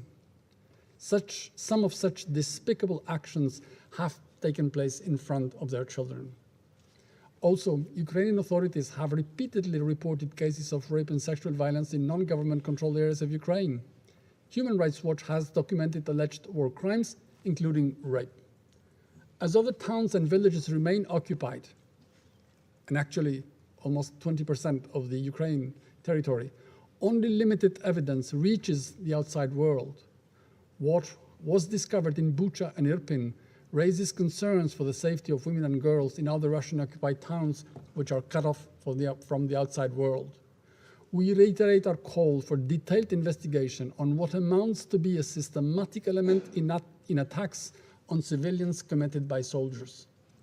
Colleagues, conflict-related sexual violence is a despicable act. It is a war crime. All documented cases of sexual violence must undergo rigorous investigation. Accountability cannot and should not be an option, but a must. We strongly support the work of ICC, which has deployed teams on the ground for evidence collection on serious crimes, war crimes, genocide, crimes against humanity, including sexual abuse of women and children. We look also forward to the visit of the Commission of Inquiry that will start tomorrow. The documentation of sexual violence should be a standardized process. All must be done to collect credible, relevant, and reliable information on sexual violence in a manner that empowers survivors and strengthens accountability mechanisms. It is vital that all efforts are made to ensure protection and the provision of life-saving and recovery services for survivors of sexual violence in Ukraine, including access to sexual and reproduction health and rights. We need to adopt a survivor-centered approach to empower the survivors and address problems related to their stigmatization. Dear colleagues, increased risk of vulnerability goes hand in hand with human trafficking. Reports are showing that there is a high risk of trafficking for sexual exploitation at borders, especially for children and young women, often not accompanied by their family members. Taking advantage of the human drama as a result of aggression, as we heard from SRSG Patten, traffickers proliferate with false promises of all kinds in efforts to lure victims into a situation of exploitation. Therefore, greater collaboration is needed with border agencies and government partners to strengthen prevention mechanisms. Dear colleagues, Ukrainian people want the war to stop. They want to return to their homes, reunite with their loved ones, rebuild their lives safely and securely in peace. We wish for the same. Let's help Ukrainians, particularly women and girls, go from nightmares to normal life, and why not, to dreams. Only Russian tanks, missiles, and soldiers stand on their way. This war should have never started, but it must stop. But for as long as our calls go unheeded, we must prioritize and ensure the protection of civilians, women and children, gather evidence, and ensure accountability. Because, let's not forget, one day, proof will reach the court and perpetrators will be held accountable. Thank you. I resume my function as President of the Council, and I now give the floor to the representative of Ukraine. Thank you, Mr. President. Distinguished members of the Security Council, let me start by expressing my gratitude to Special Representative Pramila Patten, Natalia Karbovska of the Ukrainian Women's Fund, and Sherrie Westin of SESM Workshop for their comprehensive presentations. I would also like to thank the Albanian presidency for organizing this meeting. We appreciate the commitment to keeping the issue of Russia's war of aggression against Ukraine at the top of the Security Council's agenda. Even if the Council is unable to take effective steps to respond to the most dangerous threat to international peace and security, it is still important we gathered here today. I reiterate in this regard that there is no other option but to resolve the problem of Russia's squatting in the Soviet permanent seat. The sooner the better, as a squatter, being an aggressor and violator, threatens the stability of the entire construction. We need credible counsel. We need efficient solutions. I also recognize the representatives of Putin's regime in the permanent seat of the Soviet Union. It is important that the Russian delegation continues to show up in the Security Council meetings on Ukraine. As a sort of a pre-trial meetings, they are valuable because they are on the record. Hence, everything said by the accomplices of crimes can and will be used against them in court.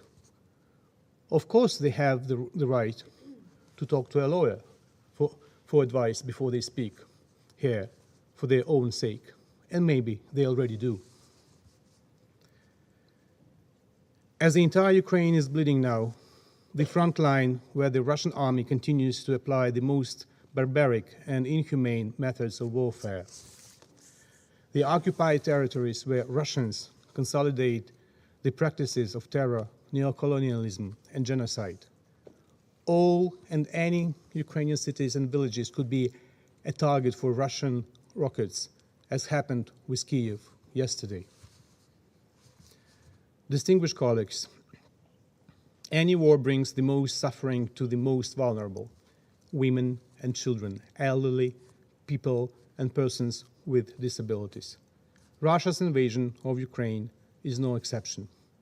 The savage cruelty of the Russian invaders has turned the lives of millions of Ukrainians into an endless nightmare.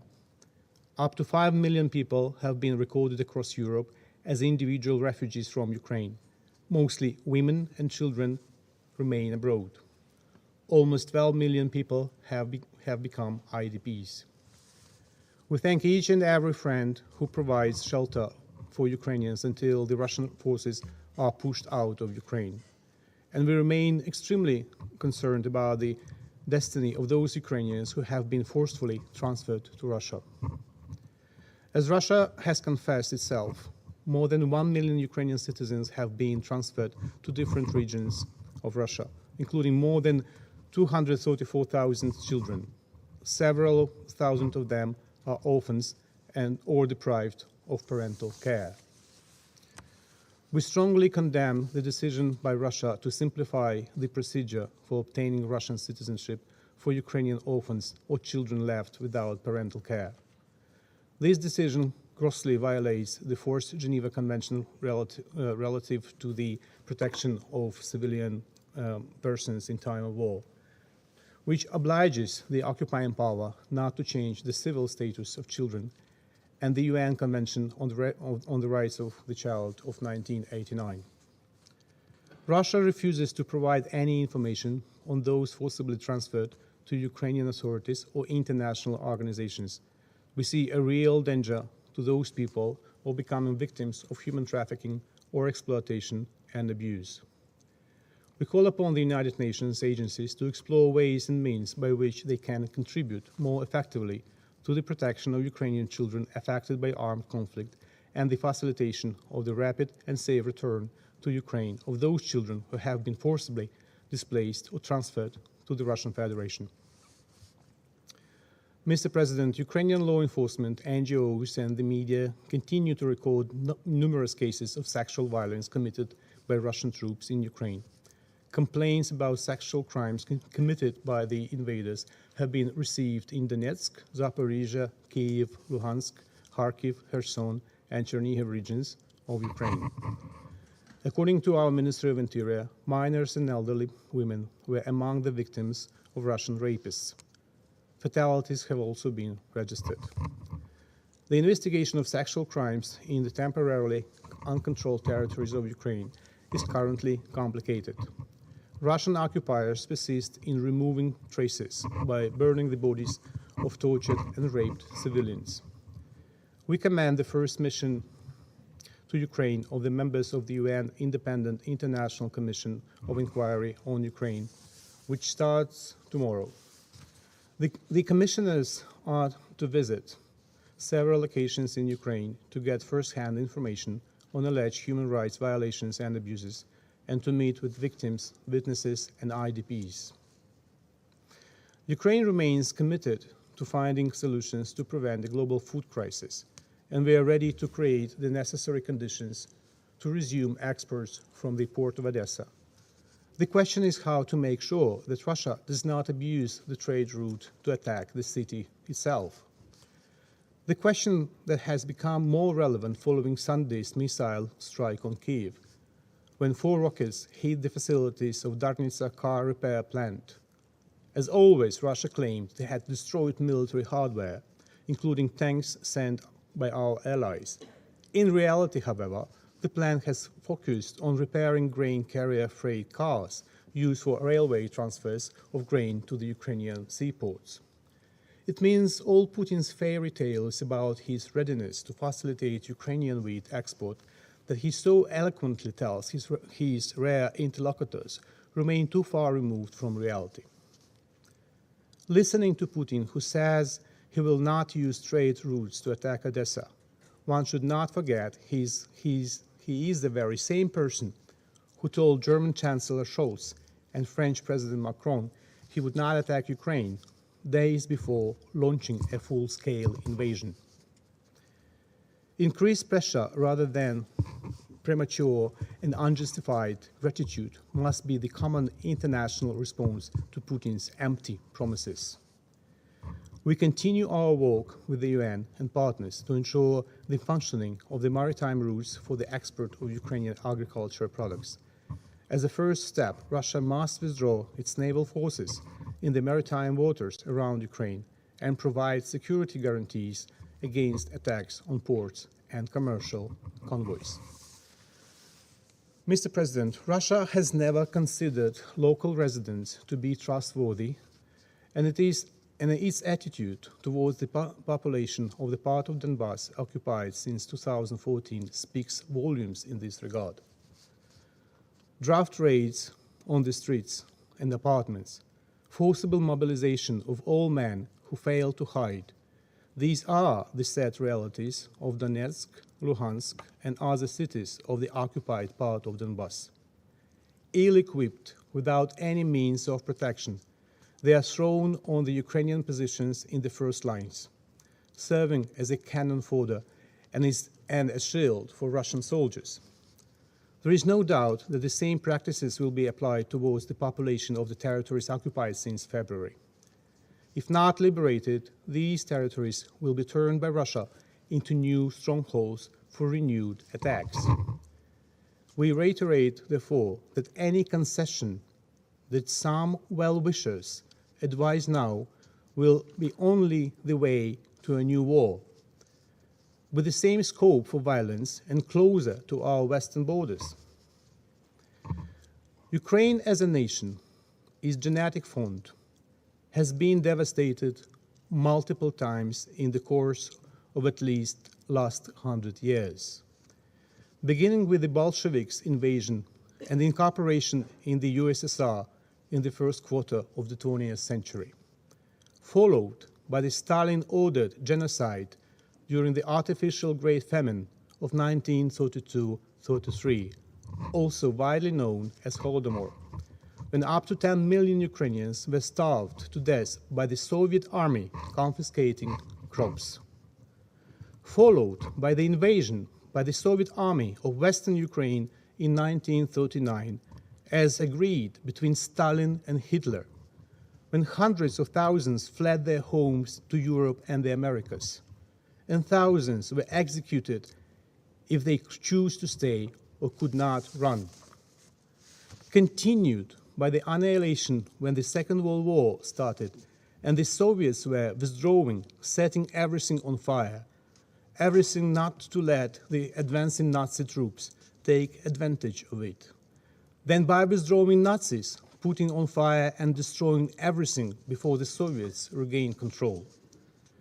Millions killed in the Second World War, both in Nazi and Soviet camps. Russification of Ukraine thereafter and until renewal of independence. The invasion of 2014, followed by the 8 long years of war and eventual full-scale invasion of 2022, when millions fled abroad and a couple of million deported or moved to Russia, where children are fostered and adopted in violation of international humanitarian right en masse. There is hardly any other European nation that has experienced such deep devastation by Bolsheviks, Stalin, Hitler, and eventually Putler, within such a short period of history. Most, if not all of it, has been man-made and executed on purpose. The lack of empathy or hypocrisy of some politicians in this context is appalling and is seen by many as the last nail in a coffin, as Ukrainians may say. 77 years ago, humankind united in its struggle to destroy evil. Dozens of millions of lives were lost in order for us to realize that appeasement and concessions to the aggressor do not work. History tends to repeat itself if its lessons are not learned. I do hope it is not about us. I do hope it is not about the United Nations. Putin's Russia must be defeated for the sake of international peace and security, for the sake of the Ukrainian people who pay the ultimate price, for the sake of people throughout the world, in particular those depending on grain supplies from our region, and for the sake of people of Russia that should return to the family of democratic nations following its deputinization. And I thank you. I thank the representative of Ukraine for their statement, and now I give the floor to His Excellency, Mr. Charles Michel, President of the European Council. Thank you, Mr. President. And first of all, let me thank you for organizing this meeting and for giving me the occasion to take the floor. Ladies and gentlemen, I was born in Belgium in the 70s. At school, we studied the great European artists, names like Victor Hugo, Da Vinci, Shakespeare, Picasso, Goethe. But we also studied masterpieces by names like Dostoevsky, Kandinsky, Tchaikovsky, Tolstoy, and others. Great Russian artists from Russia's great culture, they have influenced and inspired my own education. But today, Russia's savagery stands in stark contrast to the heritage of these brilliant artists. A few months ago, I was in Borodianka, where atrocities were committed by Russian soldiers, war crimes, crimes against humanity. These crimes must be and will be punished. To hold accountable those responsible, we need evidence, and that's why we are now helping to collect the evidence of these crimes. Impunity is not an option, and we welcome the International Court of Justice provisional measures ordering Russia to suspend military operations immediately. We fully support the investigation of the prosecutor of the International Criminal Court and the work of the Independent Commission of Inquiry. And the European Union is assisting the Ukrainian Prosecutor General and civil society to collect the evidence of war crimes. Ladies and gentlemen, women, peace, security. This is a critical and timely subject. 2 years ago, Secretary General Guterres called to end violence, both on the battlefield and in homes. Yet as we speak, we hear reports of Russian forces wielding sexual violence as a weapon of war. Sexual violence is a war crime, a crime against humanity, a tactic of torture, terror, and repression. Shameful acts in a shameful war. And this must be exposed to the light of day and prosecute it without impunity. This war has also caused millions to flee their homes and seek refuge outside Ukraine, mostly women and children. I met many of them when I went in Ukraine, when I went in Poland, when I went in Moldova. And they are particularly vulnerable to human traffickers. We, the EU, are committed to protecting them, to keeping them safe, without any discrimination. I listened carefully to what has been said by some of you around that table. We intend to provide education, health, and access to the labor market. And we are also working to eradicate trafficking, to protect people fleeing the war. Sadly, sexual and gender-based violence is a global threat, used as a weapon of war and faced by women and girls across the world. Afghanistan, Ethiopia, Democratic Republic of Congo, Central African Republic, Myanmar, South Sudan, Yemen, and other countries.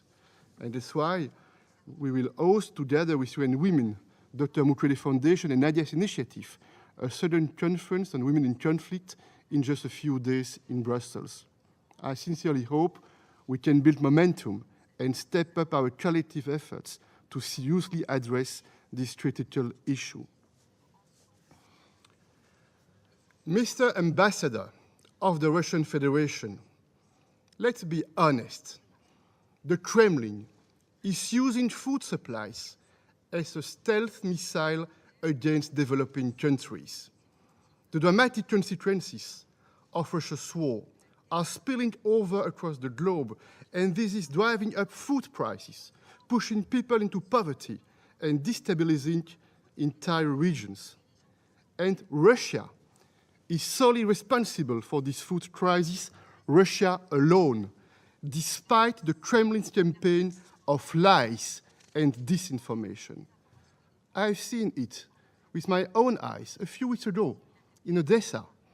Millions of tons of grain and wheat stuck in containers and ships because of Russian warships in the Black Sea and because of Russia's attack on transport infrastructure.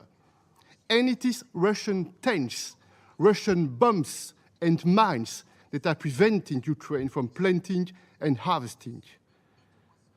The Kremlin is also targeting grain storages and stealing grain in Ukraine while shifting the blame on others.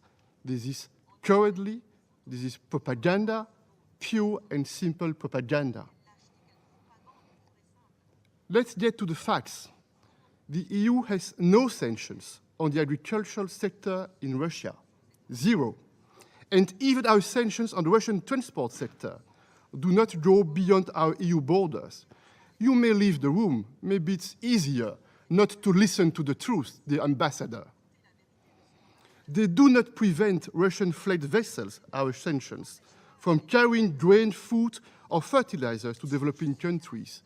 The EU, on the contrary, is doing all we can to help Ukraine's agricultural exports and to support Ukraine's agricultural sector for the coming season. Ladies and gentlemen, global food security is a top priority for the EU, and we will do everything we can to help solve this challenge and to help the developing countries.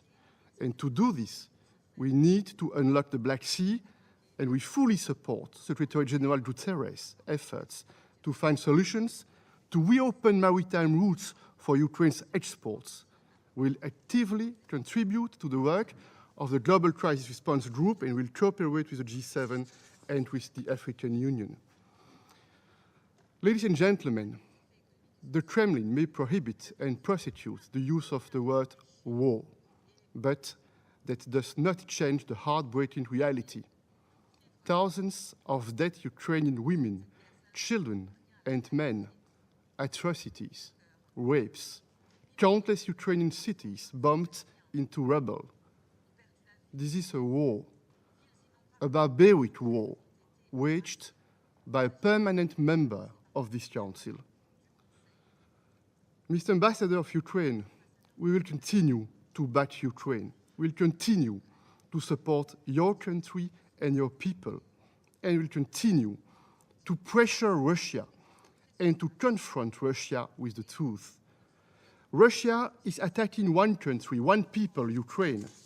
But Russia is also attacking the values and principles of this House: human dignity, tolerance, multilateral cooperation, and international law. These are our shared values, the bedrock of this House. So this is more than a war against one nation. It is a war against all that we have built over generations since World War II. The EU's commitment to the UN Charter is unwavering. The EU is a reliable, loyal, and respectful partner, and will continue to cooperate on the global stage to build a safer, freer, and more prosperous world. I thank you. I thank His Excellency Mr. Michel for his statement. And now I give the floor to the representative of Italy. Thank you, Mr. President. I want to thank Albania for organizing this timely meeting and the briefers for the insightful description of the situation on the ground. Italy aligns itself with the statement just delivered by the President of the European Council and would like to add some remarks in its national capacity. During all conflicts, including in this illegal and unjustified war launched by Russia, the internally displaced and refugee women and girls are the groups at higher risk of sexual violence. As we have heard by the Special Rapporteur Patten, in addition to this already alarming situation, Ukrainian women are facing the risk of trafficking, yet another channel for sexual violence and exploitation. In fact, women continue to represent the vast majority of victims of trafficking.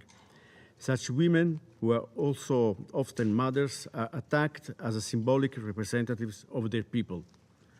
Rape is indeed like a military aggression on an individual scale, used also as a psychological tactic of war to humiliate, dominate, instill fear in, and then forcibly relocate the children of the victims through trafficking or forced adoptions.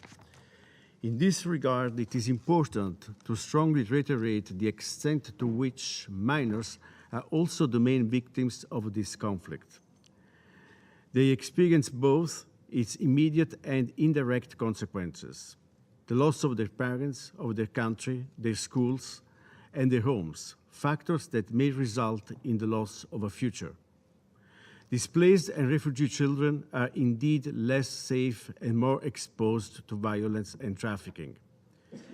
These considerations prompted Italy to include the issue of trafficking of persons in conflict among the priorities of its last mandate at the Security Council in 2017. Our efforts resulted in an unanimous adoption by the Council of Resolution 2388 on combating trafficking of persons, which emphasizes the urgency to strengthen protection and assistance for displaced persons falling prey to trafficking, especially women and children. Italy also believes that the response to this terrible phenomenon should be based on a common understanding and a widely accepted legal framework. Therefore, we support the universal ratification and full implementation of the UN Palermo Convention and the related protocol to prevent, suppress, and punish trafficking in persons adopted in Italy more than 20 years ago. Mr. President, the rape of women in armed conflicts cannot go unpunished. To avoid the risk of impunity, we must also increase the risk of legal consequences for all those who commit this barbaric war crime. The blatant non-compliance with the UN Security Council resolutions and international humanitarian and human rights law in this conflict shows us that much remains to be done. The work of the Security Council, if not hindered by the abuse of the veto power, can benefit from a more systematic involvement of international justice. However, when investigations and prosecutions by national or international courts are impossible or ineffective, the General Assembly should consider creating international fact-finding mechanisms in order to conduct gender-sensitive investigations and ensure the collection and preservation of evidence. At the same time, it is crucial to assist countries in situations of conflict in strengthening the rule of law and accountability mechanisms.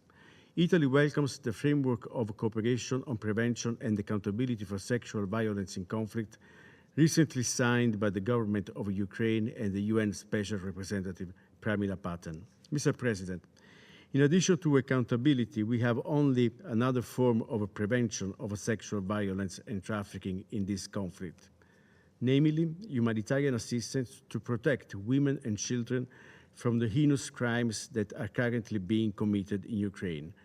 We must use them both. And in conclusion, of course, the true solution to these problems, needless to say, is to stop the war. And we reiterate our call on the Russian Federation to stop it. Thank you very much. I thank the representative of Italy for their statement, and now I give the floor to the representative of Latvia. Mr. President, thank you.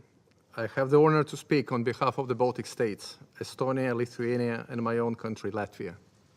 Let me start by thanking Albania for organizing this briefing and the distinguished briefers for their statements. We particularly welcome the voice of the Ukrainian civil society at the Council, and it is of utmost importance to keep our focus on the ongoing Russia's aggression in Ukraine. Mr. President, we are deeply alarmed by the shocking reports on brutal and systemic sexual violence perpetrated by Russian armed forces in Ukraine, and concerned about the increasing risk for trafficking in human beings in the region. We recall that the Council, in its resolution 1820, demanded the immediate and complete cessation by the parties to an armed conflict of all acts of sexual violence against civilians with immediate effect. We reiterate this demand to Russian Federation. Stop immediately the sexual violence perpetrated by your armed forces in Ukraine. To ensure this, clear orders must be issued through chain of command, prohibiting sexual violence, and perpetrators must be brought to justice. Ultimately, Russia must immediately stop its military aggression, enabled by its accomplice, Belarus.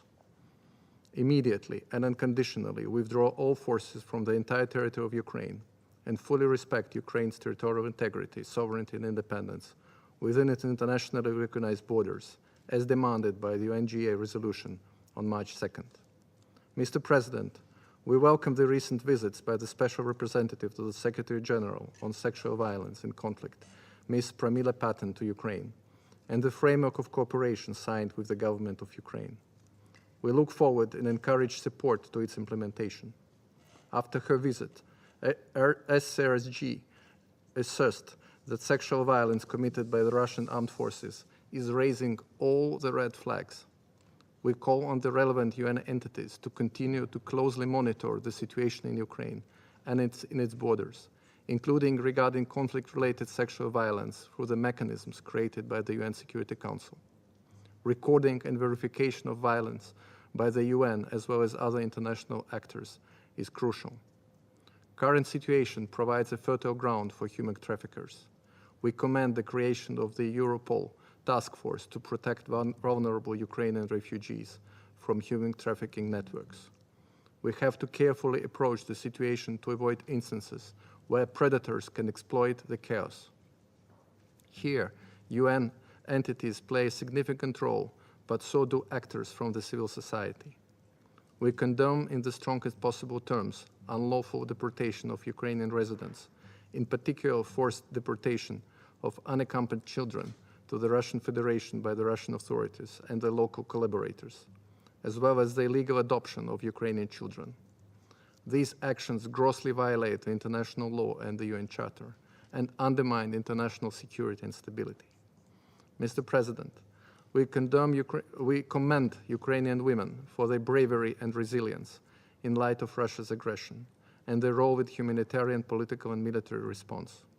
We need decisive and vigorous action to ensure meaningful participation of women and girls, including from the most vulnerable groups, in all decision-making processes related to the crisis response and peace.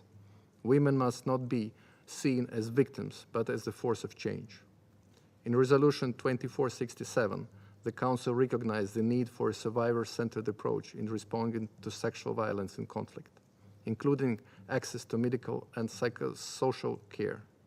It is of utmost importance that the survivors of the conflict-related sexual violence in Ukraine have the opportunity to report cases as soon as possible and to receive proper assistance, including access to comprehensive services, including sexual and reproductive health services. However, at the moment, reporting is possible only after survivors move to a safe area outside of territories occupied by Russian forces or where active hostilities are taking place. The Baltic states have welcomed tens of thousands of Ukrainian refugees. We make sure that the human rights of the survivors of sexual violence are at the heart of our response.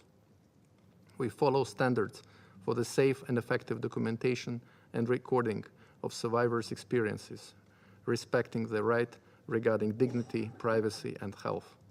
Mr. President, we recall that the Council has clearly reaffirmed its intention to continue forcefully to fight impunity and uphold accountability for sexual violence. The Baltic states have taken several practical steps to call the aggressor to account for atrocities in Ukraine. We have joined the referral to the International Criminal Court of the situation in Ukraine to enable the prosecutor open investigations into allegations of war crimes, crimes against humanity, and genocide perpetrated in Ukraine. In order to facilitate investigations and prosecutions before the International Criminal Court, the Baltic states have nominated national experts and provided voluntary contributions. Our prosecutors, alongside those of Slovakia, Poland, Ukraine, and the International Criminal Court, have formed the Joint Investigation Team. In conclusion, we commend the efforts of the UN bodies, non-governmental organizations, and members of civil society working on the ground in Ukraine, providing services to survivors of sexual violence and trafficking. Security and access of those workers is crucial to alleviate the immeasurable human suffering that Russia's unprovoked war is causing. I thank you. I thank the representative of Latvia for their statement, and I give the floor to the representative of Germany. Thank you, Mr. President, and I thank Albania for organizing this important Security Council meeting. I also thank the briefers for their very important contributions, and Germany aligns itself with the statement made by the President of the European Council. Mr. President, we have learned from the history of war and conflicts around the world that conflict-related sexual violence has been used as a tactical or strategic means of weakening, if not destroying, the adversary by targeting the civilian population. A multitude of reports indicate that the ongoing, unjustified, unprovoked war of aggression of the Russian Federation against its neighboring state, Ukraine, is unfortunately no exception.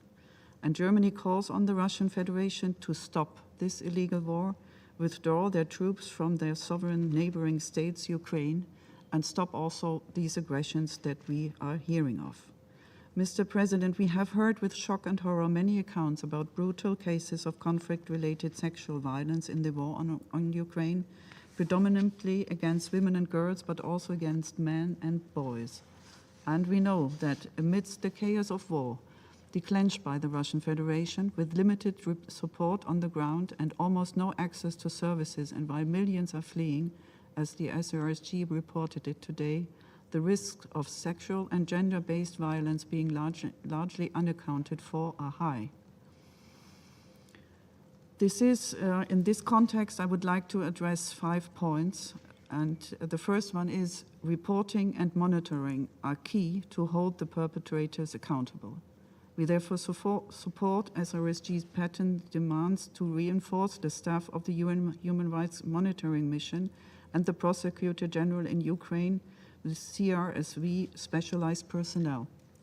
With the escalation of Russia's aggression in eastern Ukraine, the UN Human Rights Monitoring Mission in Ukraine is already reaching its limits. Second, we also commend the framework of cooperation that SRSG Patten and the Ukrainian government signed on her recent visit to Ukraine. It is a vital condition for the SRSG's office and her team of experts to commence their work on site. We see this as a matter of urgency since the situation in Ukraine is deteriorating in the course of Russia's ongoing war. Healthcare, especially sexual and reproductive health, mental health services and psychological counseling are insufficient considering the scale of the crisis, with numerous internally displaced people. Rapid and effective action is necessary, and this is why we will continue our funding for the Office of the SRSG in 2022. My third point, a survivor-centered approach is essential to prevent and respond to conflict-related sexual violence. 3 years after the adoption of Security Council Resolution 2467 put forward by Germany, we are concerned about its slow implementation. The international community must strengthen the survivors' rights and improve their access to justice, sexual and reproductive health and rights, rehabilitation, reparations, and reintegration. Fourth, women often suffer most from the consequences of war. Mostly women are the ones fleeing the country with children and elderly. They are the ones who are the main targets of conflict-related sexual violence, but also of trafficking in persons when trying to escape from the violence. Germany will continue its engagement to fight trafficking in persons, including by promoting the resolution on this topic in the Human Rights Council. And to protect the Ukrainian women coming to Germany, we have installed several protection mechanisms like websites that inform in Ukrainian, active information in the trains that the refugees use, and police presence at the train stations. And fifth, Germany reiterates its pledge to fight conflict-related sexual violence in all contexts. In the case of Ukraine, that means that while we continue our efforts to stop this illegal and unjustified war, we will work equally hard to mitigate the immediate effects of the war on the Ukrainian people. Human security, responding to the humanitarian crisis, addressing the profoundly gendered implications of wars and conflict, they are not secondary considerations. They are central to our foreign policy decisions. Our feminist foreign policy implies, inter alia, to take into account the repercussions of war and conflict on all segments of the population, especially on those individuals who are particularly vulnerable or marginalized. Finally, let me stress that our concerns are not limited to the tragic situation in Ukraine. Germany will keep the efforts and the support in a global context combating sexual and gender-based violence at the top of our priorities. In 2021 alone, German humanitarian assistance funded projects with vital components addressing sexual and gender-based violence, totaling to an amount of more than $80 million. This made Germany the largest donor of the Oslo Pledging Conference. Germany also continues to be the largest donor for ICRC's Special Appeal on Sexual Violence. And earlier this year, German humanitarian assistance launched a new and innovative project with UN Women to strengthen measures against sexual and gender-based violence in humanitarian response plans. We will continue to remain focused to this highly important issue. Thank you.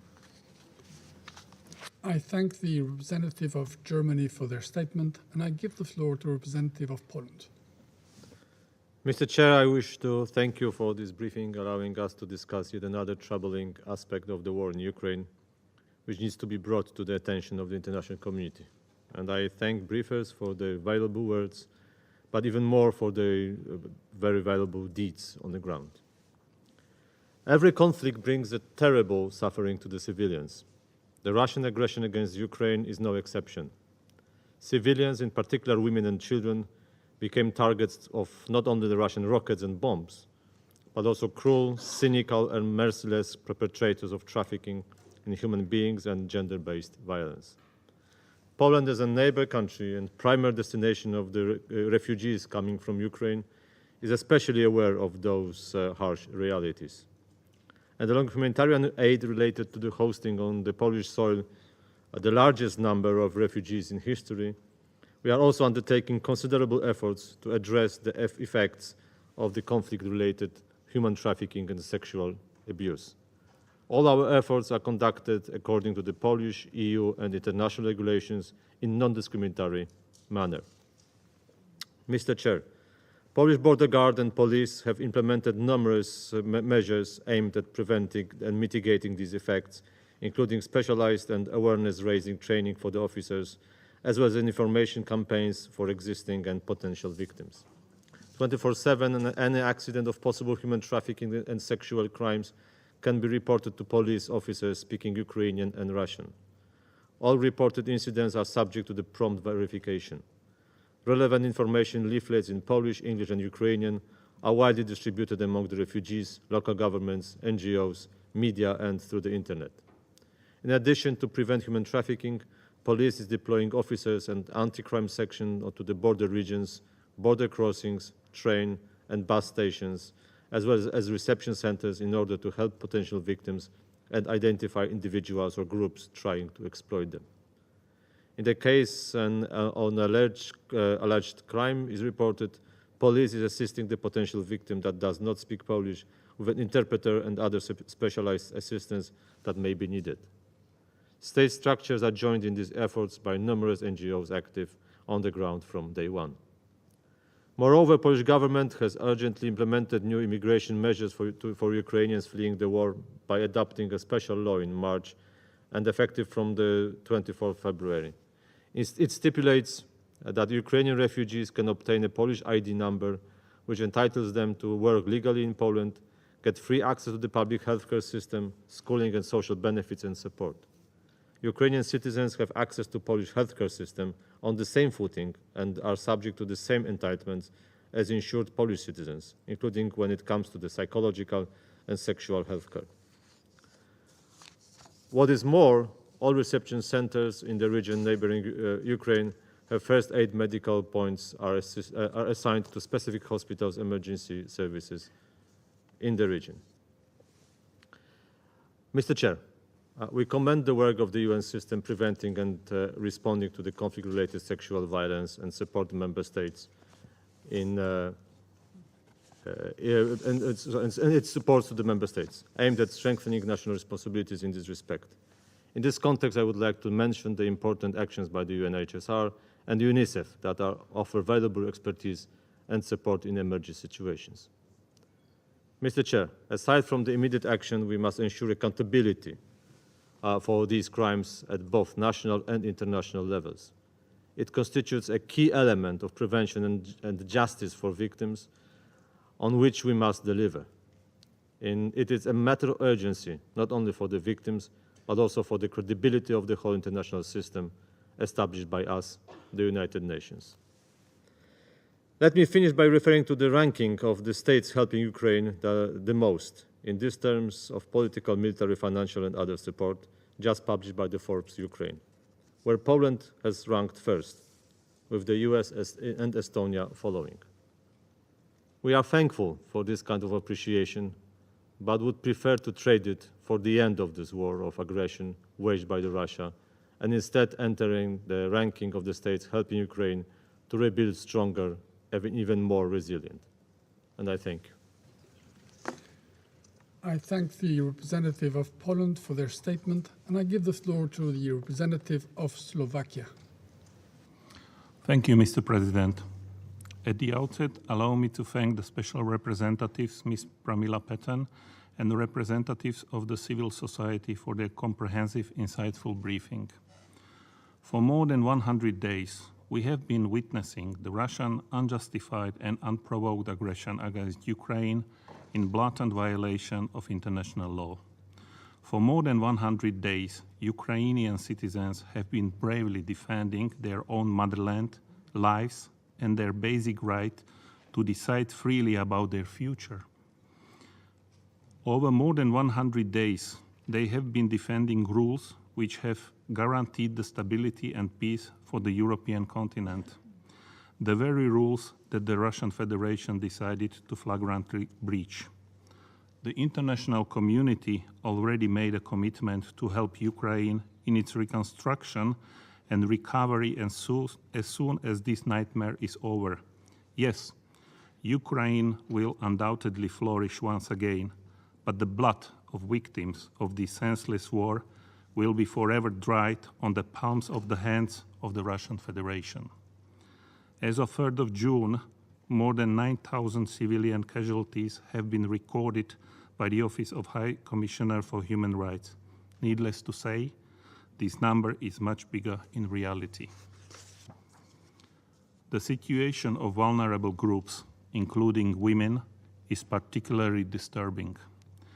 While fully recognizing the impact this shameless war has on them, we must unfortunately expect wars until the President Putin decided to stop this heinous war. Since 24th of February, women specifically have been disproportionately affected by the war. The Office of High Commissioner for Human Rights, other agencies and world media have recorded the rise of conflict-related sexual violence, including rape, sexual abuse and human trafficking. We seize this opportunity to condemn once again acts of sexual violence perpetrated by the Russian forces, which belong to the most hideous violations of the laws of armed conflict. Slovakia does and will continue to work with our partners to ensure that those perpetrators will be held accountable for crimes committed in Ukraine. Another deplorable issue is the detrimental effect that rape, human trafficking, and other forms of sexual abuse and exploitation have on the physical and mental health of victims. For traffickers, the crisis is not a tragedy, but an opportunity to exploit people in need. In this regard, women and other vulnerable groups who experienced trauma and sexual violence must have access to adequate medical care, including to the access to psychological support and elementary sexual and reproductive health services and rights. Since the beginning of the aggression of the Russian Federation, about 490,000 refugees have entered Slovakia so far, mostly women and children. Slovakia adopted numerous legislative and administrative measures to help women in need, and we will continue to do so. In this vein, I would also like to praise civil society and people of Slovakia who have expressed a big solidarity and provided those fleeing Ukraine with necessary assistance. Mr. President, last but not least, allow me to reiterate that the aggressor accountable for this situation is evident. Slovakia calls for an immediate cessation of Russian military activities in Ukraine and unconditional withdrawal of all Russian troops from the whole territory of Ukraine. I thank you. I thank the representative of Slovakia for their statement. There are no more names inscribed on the list of speakers. This meeting is adjourned.